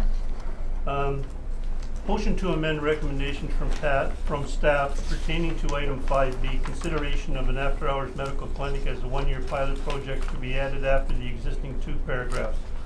Further, that the Committee of the Whole recommend to Council that it grant pre-budget approval for the funding required to establish an after-hours medical clinic as a one-year pilot project commencing in 2018. Further, that Committee of the Whole recommend to Council that it direct staff to commence the recruitment process for the required staff for the after-hours medical clinic, including physicians. Further, that Committee of the Whole recommends to Council that it consider the subject of an after-hours medical clinic as a one-year pilot project at its meeting on October the 24th, 2017. I have moved this motion and I'd ask for a seconder. So you're asking that we give pre-approval on this, Councillor, and you're wanting that to go through to Council tonight, correct? Yes. And the reason for that, Mr. Mayor, is that this gives us an opportunity to start the recruiting process right away rather than waiting 30 days till the end of the month to the next council meeting. Questions or comments on the amendment? Councillor Bray? Yeah, I just wasn't sure why. So the amendment is coming through because you want it to hit council tonight? Yes. So is this a So we break can in our start the procedural recruiting program. bylaws So we can start the recruiting program tomorrow. All right, so the question is this a break in a procedural bylaw, Madam Clerk? Because if we're taking something from Committee of the Whole now to an agenda tonight, are we not? Madam Clerk? So I think committee may recall a time when it dealt with something similar. So there is an opportunity for a motion without notice, and it could be introduced verbally at the meeting, so at the council meeting, but there would be a motion to suspend the rules that would be required. So that would mean that 2/3 vote would need to be in favor of it before this could be considered, because it wasn't something that was included on the agenda originally, and it's an addition to. So it can be brought forward this evening for consideration, and should the motion carry to suspend the rules, and it could be dealt with to deal with this particular item. I'd like to abide by that, Clerk said, if Does that possible. answer your question, Councillor Bray? No, further to that, there was something in the report about the CHC not being available till January, February, March. So I'm just not sure what the rush is to push it through today if there isn't going to be a facility to meet people anyway. Mr. Mayor? Mr. Mayor? Yeah, it said will not be in a position to permit the town to begin operation of the clinic until the early part of 2018, Jan, Feb, March. Jenny, do you want to answer that, or do you want me to? No, I think Jenny. Jenny? Okay, Jenny. And that's correct, Councillor Bray. The CHC, the clinic won't be able to get up and running until during that time frame. But the recruitment is what's going to take the time, because what will be necessary is, if this happens tonight, and I'm not going to make any assumption that it will, I will then be in a position to go back to our local doctors that are part of the FIT and say, here's what council decided, here's what we're prepared to offer you to come and staff the clinic. We have to give them a reasonable time frame to get back to us. We can't say get back to us in 5 days. I think we need to give them 2 weeks to get back to us, because they'll have to get together as a group and likely call a board meeting, a special meeting of the FIT to discuss it. If they come back to us, and I'm not suggesting they are going to do this, if they come back to us and say, you know what, there's just not enough, there's not enough interest, we're still not prepared to staff the clinic, I then have to go outside. And that will take time, a lot of time. So it will make difference, a lot of difference to you as you move forward if you have this approved today rather than 30 days from today. Yes. 30 days. Particularly if we have to go outside to try and recruit doctors to come into our community to work the clinic. So you would support this amendment? I would support the amendment as staff to try and get the doctors, because we need doctors to work the clinic. All right. Good there, Councillor Bray? All right. So we have a, so read the amendment first. We have an amendment to the motion moved by Councillor Eagle, seconded by Councillor Stock. No, I know I can read that, George. You're leaning over. Okay, thank you. As George indicated, moved by Councillor Eagle, seconded by Councillor Stockwell. Further, that Committee of the Whole recommend to Council that it grant pre-budget approval for the funding required to establish an after-hours medical clinic as a one-year pilot project commencing in 2018. And further, that Committee of the Whole recommend to Council that it direct staff to commence the recruitment process for the required staff for the after-hours medical clinic, including physicians, And further, that Committee of the Whole recommends to Council that it consider the subject of an after-hours medical clinic as one-year pilot project at its meeting on October 24th, 2017. Any other questions or comments? Deputy Mayor Byfolsey? Just one more question to Jenny, and I apologize if it's in here. Does the town, will they have to do any work on the building in the doctor's office? And was that included in this amount? So the CHC is included in the amount. The Okay. But one important thing, and this is why we need some time, is the community health center is not just going to hand us over the space without an MOU put in place. There needs to be a memorandum of understanding and insurance implications as well. So all of those details have to be sorted out. But there won't be I won't say there won't, there should not be an additional cost to that component. Okay, thank you. All right, Madam Deputy Clerk. Thank you, Worship. With the motion having been read, we'll call for the vote. Councillor Belanger? In favor? Deputy Mayor Byfolchi? Opposed. Councillor Bray? In favor? Councillor Ego? In favor. Councillor Smith? In favor. Councillor Stockwell? Favor. Mayor Smith? In favor. The vote is 6 in favor and 1 opposed. The motion is carried. Thank you. We go back to the original motion, moved by Councillor Smith, seconded by Councillor Eagle, that Committee of the Whole as Budget Committee received the report for information based on the research completed regarding the establishment of after-hours medical clinic in Wasaga Beach, and further that Committee of the Whole as Budget Committee recommend to Council that it allocate sufficient funds in the 2018 budget to operate an after-hours medical clinic on a one-year pilot basis based on the parameters outlined in the staff report dated October 24, 2017 as amended. Madam Deputy Clerk. The motion having been read, we'll call for the vote. Councillor Belanger? In favor? Deputy Mayor Byfolchi? Opposed. Councillor Bray? In favor? Councillor Ego? In favor. Councillor Smith? In favor. Councillor Stockwell? Favor. Mayor Smith? In favor. The vote is 6 in favor and 1 opposed. The motion is carried. Thank you, Madam Deputy Clerk. And now moving on in the agenda, item number 6, items for future meetings and new items. I see none attached. Closed session as required is none. Item number 8, reports from closed session, we have none, and this meeting is adjourned.